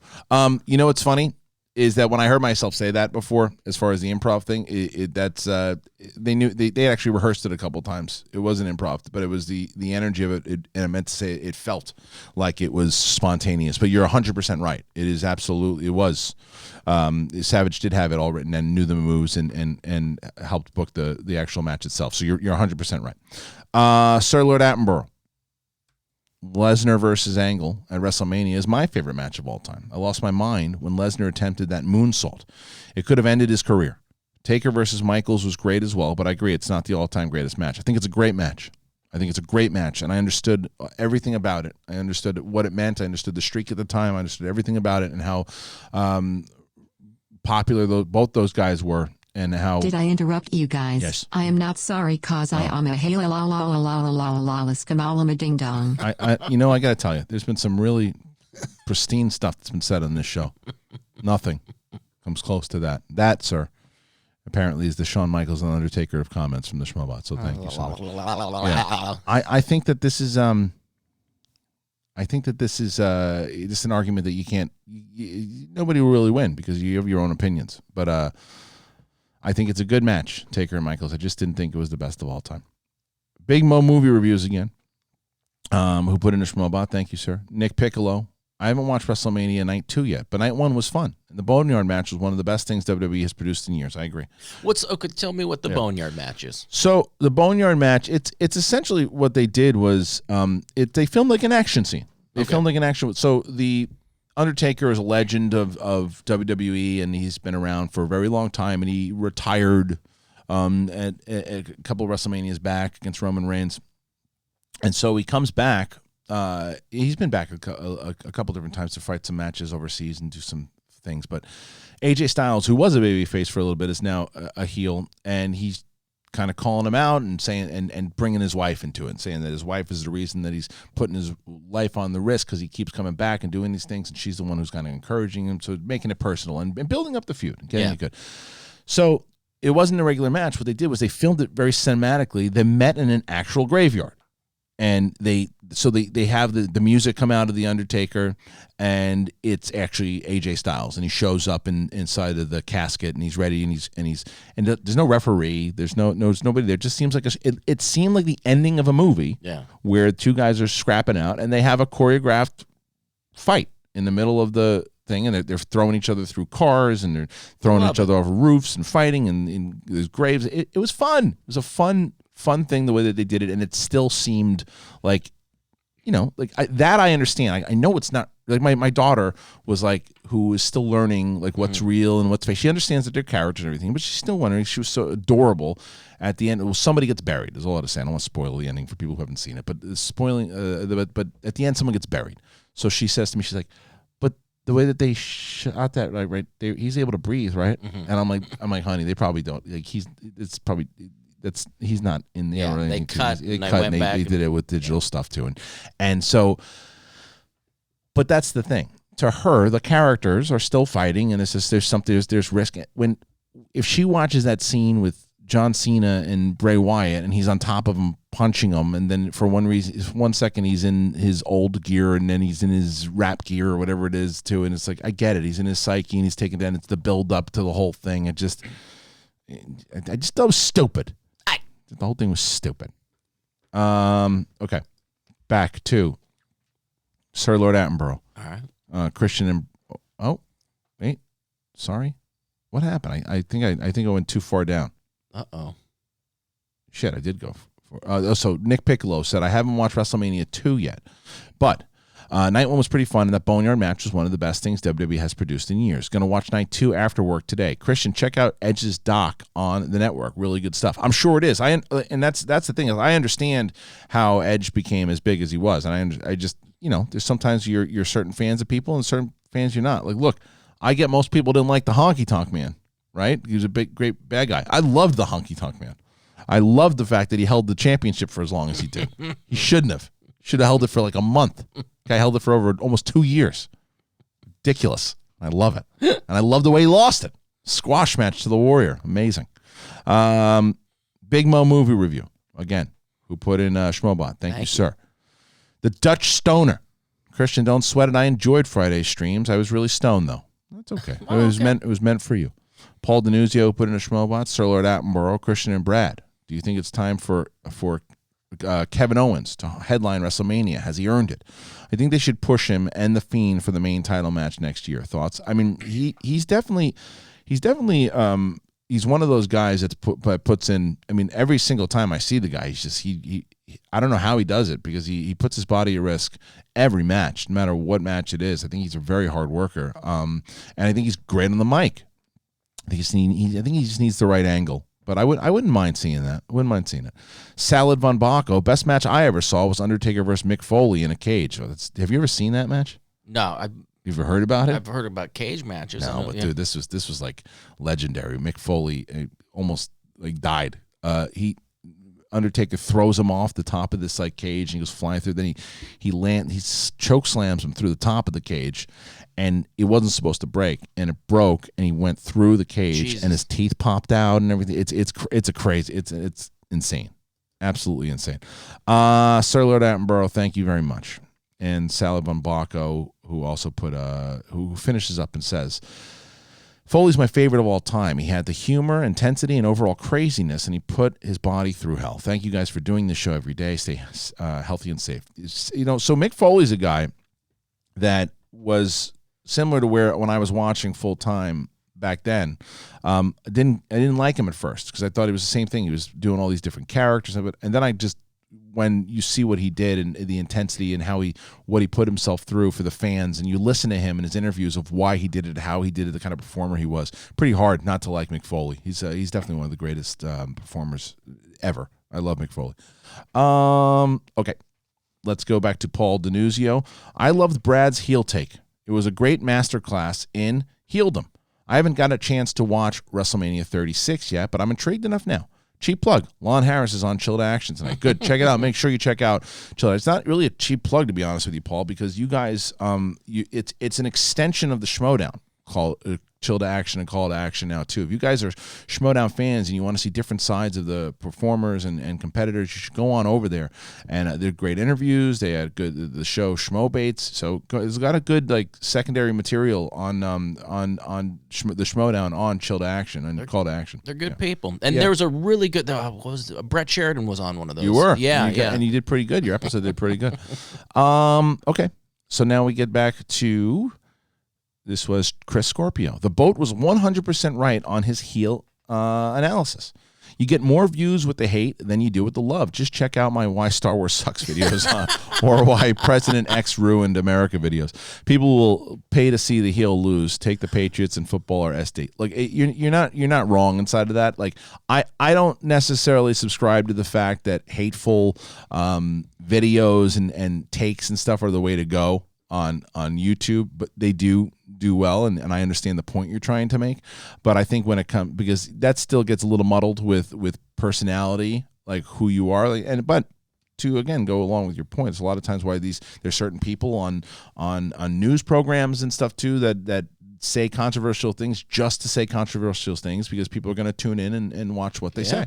That's what happens. But as far as character stuff goes with this, and it's a tricky thing, and this is why I'm very understanding when I use Ben Goddard as an example, is that Ben Goddard is not a wrestling fan, so he's learning it and he's understanding it, and what he knows, his understanding is what he has seen come before him in the Schmodown. So when he's defending himself in a way, he's not defending himself in this way. That Brad Gilmore is right in his analysis of it, but that's not the way Goddard is necessarily seeing it. I hope he does after listening to Gilmore's take on it. But to him, he sees certain things as a fan and says, well, wait a minute. But that person did that. Why am I getting crap for this particular thing? Mm-hmm. He's not defending himself as a heel. He's defending himself as Ben Goddard, the guy who's just trying to be entertaining. And I understand that. And I think I think that that's what he's trying to do, and I get it. But I think, and I sent it to him, I really hope he listened to it because I think it'll help him if he did. So, Ben, if you're out there, I'm curious if you actually did. Put in a $500 Schmobot. Let me know if you got it. It's just a little thing to let him know you saw it. That's right. Okay, going back on over to streamlabs.com/the Schmodown. So, Big Mo, thank you for the Schmobot. I really appreciate that. It was really awesome. And King Nirvana 24 just started watching The Wire on HBO now because it's free this month. And watch the first episodes and I like it. Watch the whole thing, man. You'll be going down a rabbit hole. It's amazing. It's still one of my favorite shows of all time. But Ozark's moving up there, dude. You are. I gotta do it. Got to. I finished Tiger King. So let's start with this. I finished Tiger King. You know, there's one more episode of Tiger King coming out. Oh, really? Yeah. So that Jeff Lowe creepazoid, that guy, he released information which he probably wasn't supposed to do on Cameo to somebody who asked him. He said that Netflix is doing one more. I think it drops like next week or something. Oh, really? So if you guys haven't seen Tiger King, I'm going to do a little bit of a spoiler here. So just be ready for it. I'm giving you a warning. If you haven't seen Tiger King, it's 11:36 my time. Going to start it. Probably go for 2-3 minutes, maybe more, but you've been warned. Yeah, it's definitely crazy, and the Tiger King himself was the guy is shooting dolls in the head and doing all this stuff and talking about how he wants to kill Carol Baskin. So when you have people investigating, you can't say, "Oh, wait a minute, I wasn't really serious about it." It's like so there's that. But he was clearly set up. There's no, meaning. Oh yeah, in terms of setting up as far as Jeff Lowe wanted him out of the picture. Yeah. He wanted him out of the picture. He wanted to set him up. He even says it. He's like, did I set him up? Well, it depends on what set him up means. If set him up means, calling the feds and letting them know that I wanted him gone and wanted to take over the park, I mean, sure. Yeah, he set him up. Totally set him up. And then you got that other guy that looks like the Pee Wee Herman villain. You know which guy I'm talking about with the red hair? He's the Pee Wee Herman villain. That guy, you can trust that guy. Francis.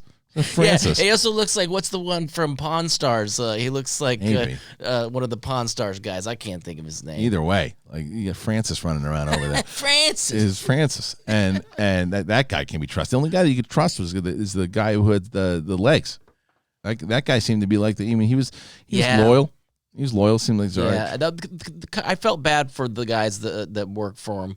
You know, like there was a few of that like really thought like they were doing a great thing, and they were, because you can even tell he started out. They showed at the very end when the reality TV producers talking about him. He said when Joe started this thing, he started it for the love of the tigers. Yeah, he started it for the love of the tigers and wanting to, because you hear him talking here. It's about preserving these animals and letting them again live in the wild. He said once the fame and the notoriety and all that stuff came, he didn't give a shit about the animals. Yeah, and you could tell because even at the end, I saw some interview recently. I think Netflix interviewed him, and he's like, I haven't been able to experience the fame. He's like, cared more about the fame than getting out.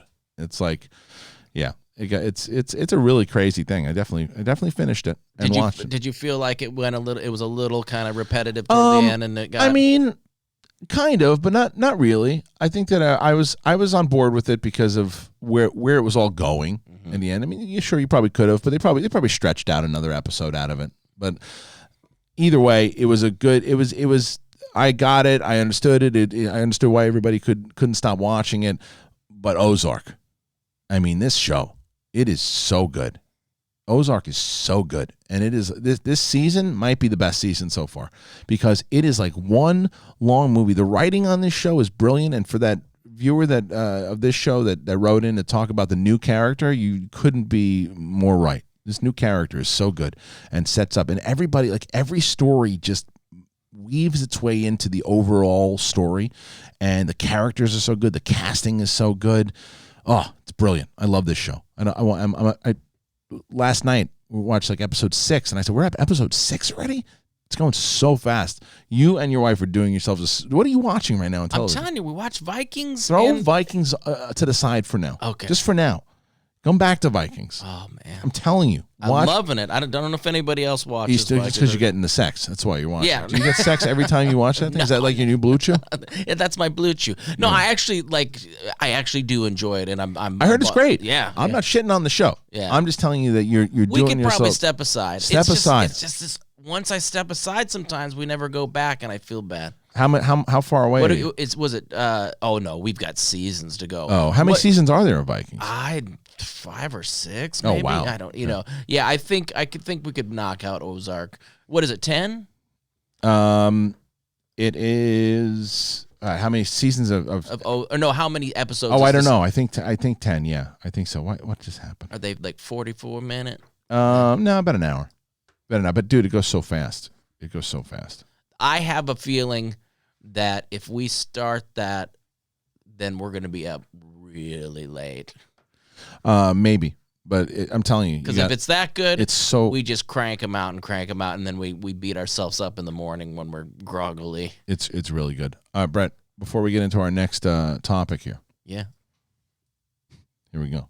You ready? This is something very, very exciting that I want to let everybody know about. Wait, where was it? I don't even know where it is. Oh, I've got it.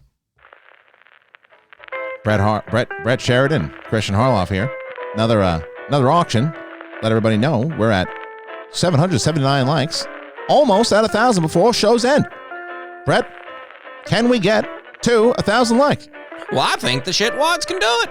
Well, we're going to find out if the shitwads can do it. We're going to start out here at 780 likes. Can we get to 800? Can we get to 800? Make sure you start clicking those like buttons. If you're watching right now, click the like button. There are 1,184 people, yet only 786 people. 786. Can you get to 800? Can you get to 800? We're going to do another conversation here about something else that are in the world of entertainment. You can write a 9-page email. Just tell us what you hate about the show at schmoescontact@gmail.com. 787, 793, 793, going to 793. $7.95. Trying to hit 800. Can we hit 800, ladies and gentlemen? Gonna go on 800. Yep. Hey, in the back. $7.96. Can we get to $7.96? $7.99. Can we get 800? Hey, we'll stop doing this bit if we hit 800. So 803. 803. All right. So let's get next to, that's what we're going to do in order for us to stop doing the bit. 1,000. Tell the audience. You just do the whole show. All right, let's see. I'm going to get on over to the Dutch Stoner. Oh, no. The Dutch Stoner already did that already. Sorry. I'm so sorry. This is now Josh Guzman, who put in that wonderful schmobot. Thank you, sir. Salad Von Baco, who asks, who made that cool Baby Yoda thing that's behind Bret? Oh, see? That's why you told me. Told you shut your ass. So why don't you tell the story? That's my daughter made that, and she asked to have it hung up in the studio. Yeah. And she was very proud of it. She had it half done, and she's like, I'm going to work on this, and she was very proud, and Kristian said, shoot it up there. We should move it to the left, though, so we don't cover Snelling's face. I couldn't see what I could go right. Just pin it right above. Right over there. Yeah, right there. You see Snelling's face in the back. That is. Thank you, Lydia, for that wonderful drawing. I love it. I love the fact that you wanted to hang it here. Lydia's the best. Lydia. Once this is all over, Lydia needs to hang out with my daughter more because they you can just tell they get along very well, and it's funny because she's just such a polite kid. She's funny too. Hey guys, I just wanted to know if you got my $10,000 Streamlab.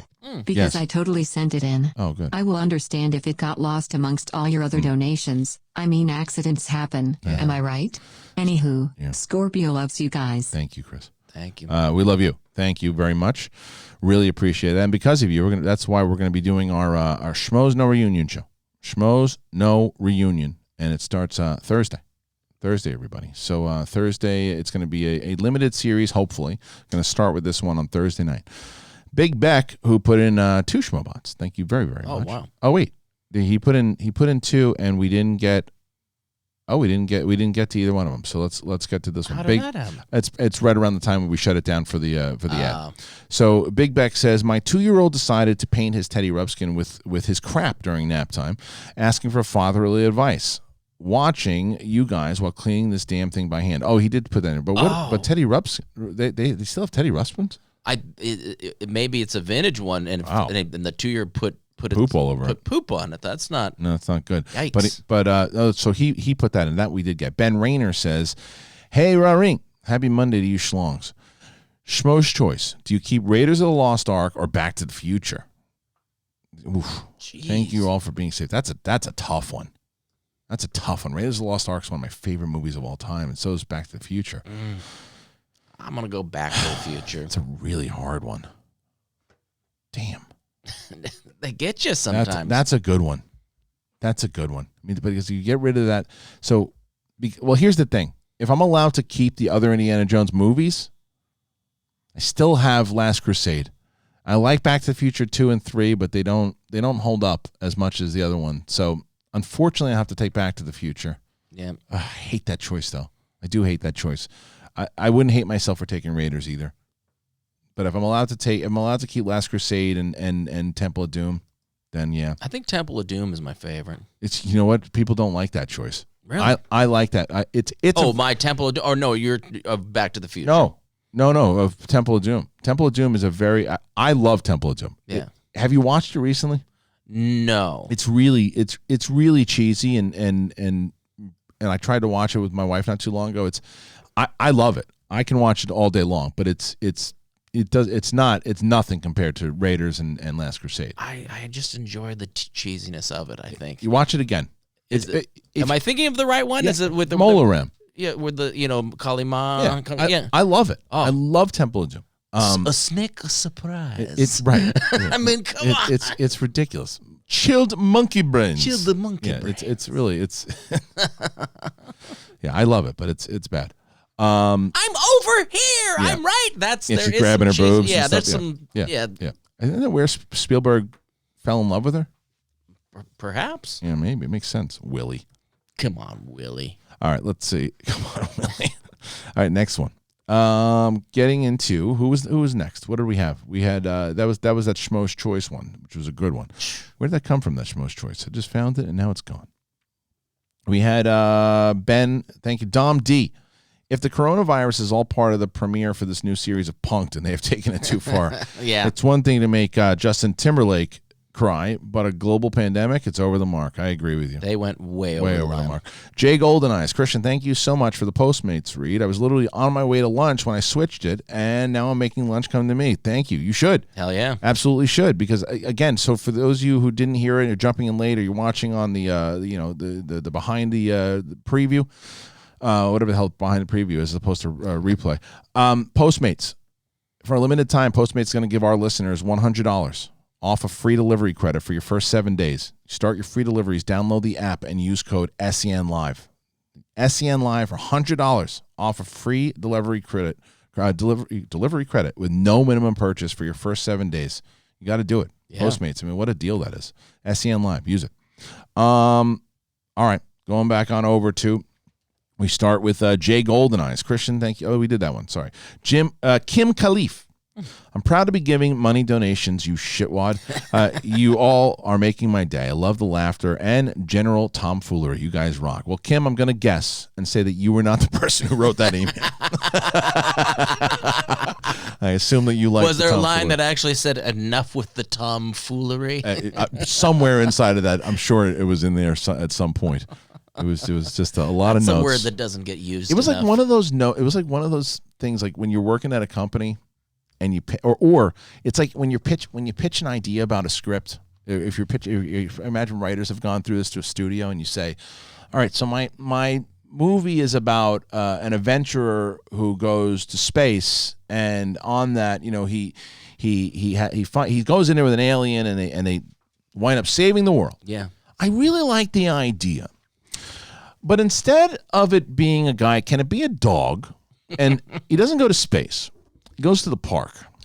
And there's no aliens this time. He's just there with his owner, and they're buying apples. Does that sound better? Because that's what it needs to be. Mm-hmm, that's what it needs to be. Because I know you've been writing for a while. I've never written a script a day in my life, but I just feel that this is the way it is. And I don't really know you, but I just know I think that I know you so much better than you know yourself, of course. So get rid of everything you know. Don't do anything that do what I think you should do, because I've read your scripts. Yeah. Write that, bring it back. That's really what it was. So, because it wasn't even done in like a nice, like I said, like I can't tell you how many times I go to like a Facebook group and I read like suggestions and ideas that are presented in ways that I'm like, oh, that's a pretty good idea. It's smart. Idea. It's good. It's a good point of what people are saying there. Like, for example, here's an example. Tomorrow on Backstage, we released this match between Who's the Boss and Odd Couple, and man, controversy galore.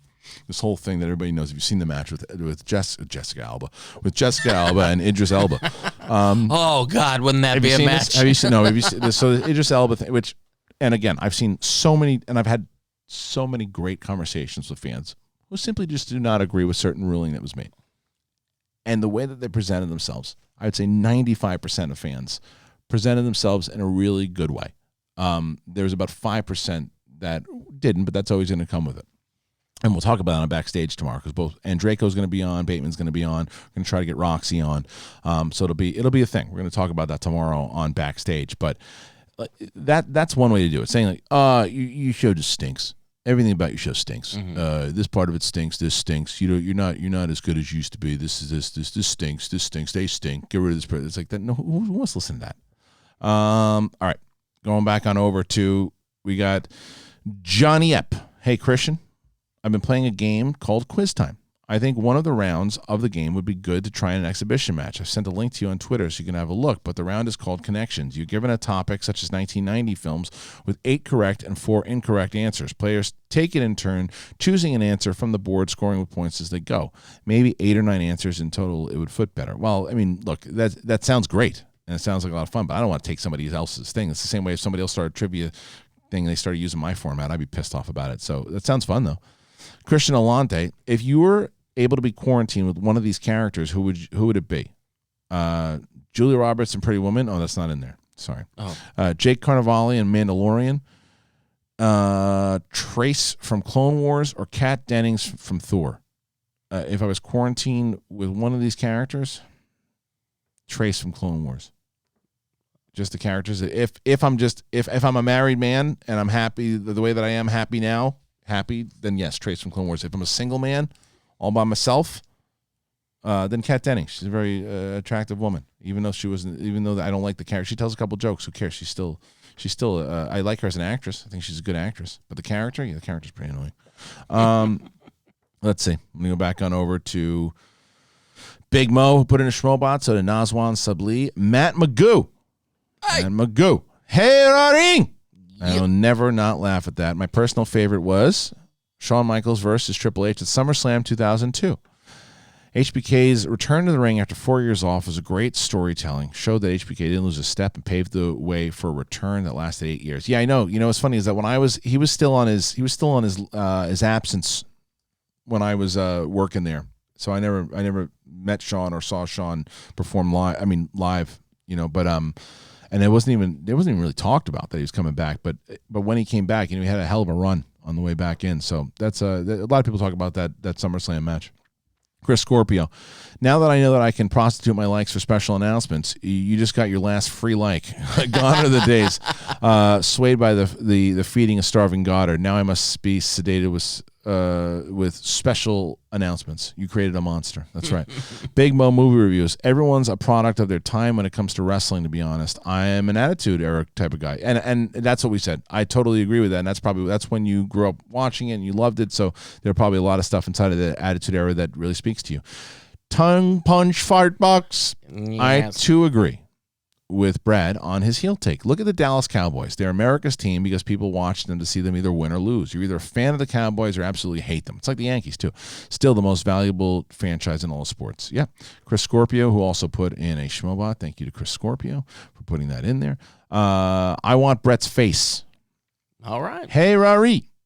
I got a revolutionary idea for the show. Keep it exactly the same. Thank you. You're welcome. I won't change you. Or I won't charge you. In fact, I'll pay in. In all seriousness, thank you and stay safe. And Bret, tips for growing facial hair. Stay safe, shitwads. Well, he certainly didn't ask me about those tips. Yeah, I like I said, I was the last person to be able to grow facial hair, so I don't have any tips. It's kind of hereditary. You just either can grow one or not. Yeah, well, look at this. It's a disaster. It's like someone drew on my face. Looks like someone drew on my face. Looks like I fell asleep. Are you balding at all? Are you receding? No. Are you any of that? No, but if you have down here. But if you have a little spot up here. Okay. But if you have this, it feel like my 2.5-year-old when I was sleeping took markers. Yeah. Started coloring on my face. It's almost like there's a circle where there's hair growing around and nothing in the middle. Nothing else. It's always been like that. So even when it was totally black. I think though for these. Oh, so let me read some of these exhibition matches that we're gonna do. We already confirmed it. So for those of you who are on, those are the people who are on the Schmodown Patreon. You're gonna see a whole bunch of exhibitions coming up soon. And so listen to these matches that we have. I'm very excited about this. We wanted to make sure that we got people content. So here's confirmed. Movie Release Championship between Mance and Bateman. That's going to be on the line. Rom-Com Championship between Janine Brienne, Andrew Guy, and Josh McCouga. Sports movies, Arnie, Stallone, and some other special ones between Dagnino and Kaiser. I'm putting my Rocky Championship on the line against Roca. The Jurassic Park Championship match between Perry, the Barbarian, and Cody. New Release Championships, Perry, the Kid, Dan, and then we're going to have, it looks like Paul Oyama will be the last one inside of that. The MCU Championship, Sean Gerber will put his championship on the line against Jay Washington, Winston Marshall, and Eric Zipper. A championship four-way, meaning that 4 of our current champions, Alex Damon, John Roca, Dan Murrell, and Smets will all go head-to-head in a championship exhibition match. It will be a lot of inner geekdom questions. There'll be a lot of singles and teams questions. It'll be pretty good. Lord of the Rings Championship between Smets, Ben Goddard, Alex Damon, and Robert Parker will be the Lord of the Rings Championship. The Bond Fatal Four-Way. Emma Fyfe, Kalinowski, Tim Franco, and Brad Gilmore. Back to the Future Championship, Brad Gilmore, Frank Janish, Mark Andraco, and Kevin Smets. Wow. And the horror championship right now is Andreyko versus Bibbs versus Riley versus Haley Fouch. Hopefully, that's the only one not confirmed just yet. So that's what we're looking for that's all the. That's pretty good exhibition matches. Hell yeah! Those are some fun exhibition matches. So if you guys are, if you guys can check out the onside of the Patreon, it's gonna be, we're giving everybody a lot of content. We're gonna make sure that everybody got their content over there. So they're gonna be there. There's a lot of great ones, and we're gonna start shooting them very, very soon. Okay, getting up to streamlabs.com/the Schmodown. Getting back over to Roy Masters. Check out this YouTube guy, View Masters Reactions. He made a Raw Ring video for you and Bret that I thought was pretty funny. It's to the tune of Who's Johnny by LaBarge from the movie Short Circuit. SEN and Raw Ring are in the title. Thanks for everything, guys. What is this called? View Masters Reactions? I'm going to look for this right now. Hold on, let me see if I can find it. Who's Johnny? Listen. Is my View Masters Reactions. Is that what he said? Yeah. All right. View Masters Reactions. So this is, all right, let's see if I can find if this is it. Hold on. I'm trying to find they said that looks like it. He said he made a Raw Ring video, so I'm going to see if I can find the Raw Ring video. Is that it? Ooh. I don't see it. Yeah. See, I'm not. Here, Raw Ring. Here it is. This is View Masters Reactions. All right, let's see. See what he said. There she goes and knows I'm dying when she says, Raw Ring.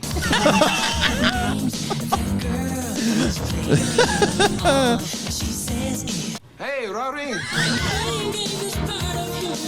It's good. DeBarge. When was the last time you said DeBarge? Oh, God. I've never seen this video, though. I'll tell you. Raw Ring. That's amazing. Hey, Raw Ring. All right, that's good. All right, that's pretty fine. Oh, that's song. That's I really love good. that. All right, guys, 852. Oh, 852 likes. there should be more after that. I know. After Hey Raw Ring, come on. Okay, so let me see if there's any more Streamlabs. Now we're going to go super chat in the show. Nothing more on streamlabs.com/the Schmodown. We'll fix that out tomorrow. Starting on over on the super chat. We start with Mr. Ryan C. Excuse me, Justin Lopez. No.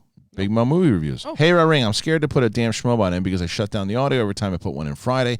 Also, I finished Splash and it was hilarious. Well, that was before we figured out that we figured it out how to make that work. So thank you so much.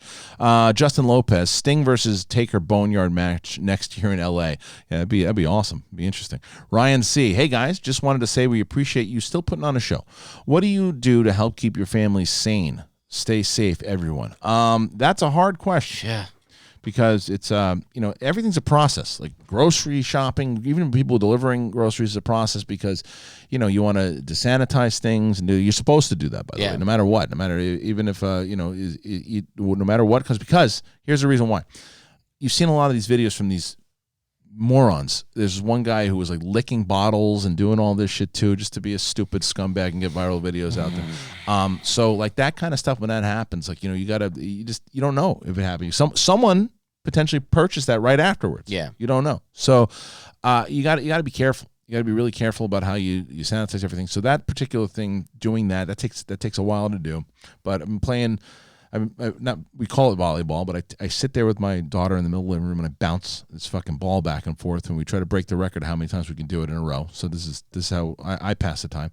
Cooking, baking, playing in the backyard. You? We've been slipping. This is the thing. We've been slipping into this thing where everybody's in a separate room, like on a device, and I'm trying to break that. So then I'll have this like, everybody in here. We're gonna play a board game. So you kind of have to, because I think we all start to get to where we just want to zone out and forget about things. You gotta act as a unit. Yeah, and I mean, my son's playing Minecraft with his buddies. Like, I don't want to interrupt his social interaction. My daughter's doing the house party and all these things, and so it's tough. It's tough to get them ever. I think you got to just, if it is family or anybody, even if you're just with one other person or yourself, call somebody up, get some interaction with people. Agreed. Okay, going back on over. Thank you for the question, for sure. We are now over to where Justin Lopez, Ryan C, and now Dan V900. The best match from an in-ring standpoint was Ray and Charlotte. It's probably the best empty arena match of any promotion. Edge Orton was truly awful. It was just too long. So as we didn't really talk about the Ray Charlotte match, I do think it was a really good match. The problem, the same thing, I think, is Charlotte didn't need to win that match. I don't understand why she won that match. They should have.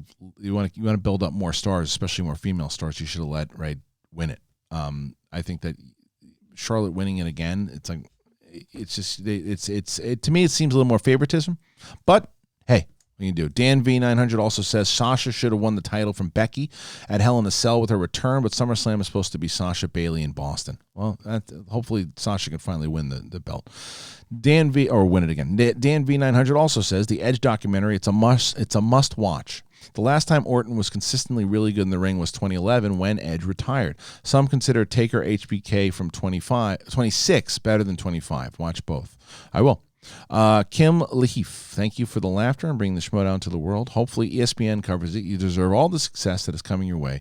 Clark Wolf is my spirit animal. Yeah, Clark Wolf is the best. And I missed all my competitors. I missed them all. Can't wait to see them again and competing with all of them. And you guys will be able to chance to see them all compete in these exhibition matches. It's going to be a lot of fun. Look, I want to thank everybody for joining us here today, and hopefully that if you're watching on the replay, you can get us to the, we'll do one more time before we leave. Here, watch this, Brett. Ready? Before we get out of here right now. Brett? We're towards the end of the show here, bro. At 880 likes, think we can get to 900 before we click out there, Chad? 900? I think we get to 1,000. You think 1,000 in the next minute? Oh, yeah. Come on. You get a minute? Hit 1,000. Click. I don't know about that. Fine, sir. Getting to 12:05. I need to eat some lunch and do some other stuff. How about you? Yeah. So I'm going to take my mask out of my pocket right here. I'm going to put it on. I'm going to drive home, and then I'm going to be very, very fun and happy when I see 1,000 likes when I get home. All right. Well, listen to this. Here we go. We got 891 likes. Looking for 895. Can we get to 900? Can we get to 900? Here we go. Ask one. 896. All right. The Wet Bandit says, hey, do you guys, make sure that you guys think some fans will start to turn on the exchange, almost how people turn against the Golden Warriors because they won too much. Maybe, but, we got to get back to playing and stuff. So we got to get back to playing. Yeah. So once we get back to playing, we'll see what happens. But right now, I don't think they'll get turned on right just yet. Chris Scorpio, remember when we all had cable and wished for a la carte? Well, now we have so many streaming sites. I feel like Collider was cable, and now I have so much content to support. Now I'm over here trying to find a loophole to claim them on my taxes. Yeah, no shit. All right, guys, I wanted to thank you so much. It was a really fun show today. We had a lot of good stuff, and we covered a lot, and I want to thank Bret for joining us at 11 o'clock anyway. Hey, he was here. You do what you got to do. You got to do what you got to do. No, I knew that was the case. But he'll be back tomorrow. And we might have more special guests on tomorrow now that I figured the Skype thing out. Thank you to Brad Gilmore, The Boat. Check out the Schmodown Rundown. It's every Saturday on the Schmodown podcast feed. You should listen to that. It's really good. Him and Frank Janish every week. Break that down. It's also on this channel. They played it on video, so check that out too. They break down the controversy. You should watch that show. It's really good. And you get to see Brad's whole rant on the what it takes to be a heel in the movie Trivia Schmodown. So thanks again, guys, for joining us. Really, really appreciate it. Love everything that you're doing as you guys, just being fans. It's amazing. And it keeps me going. Yes. So thank you. Talk to you soon.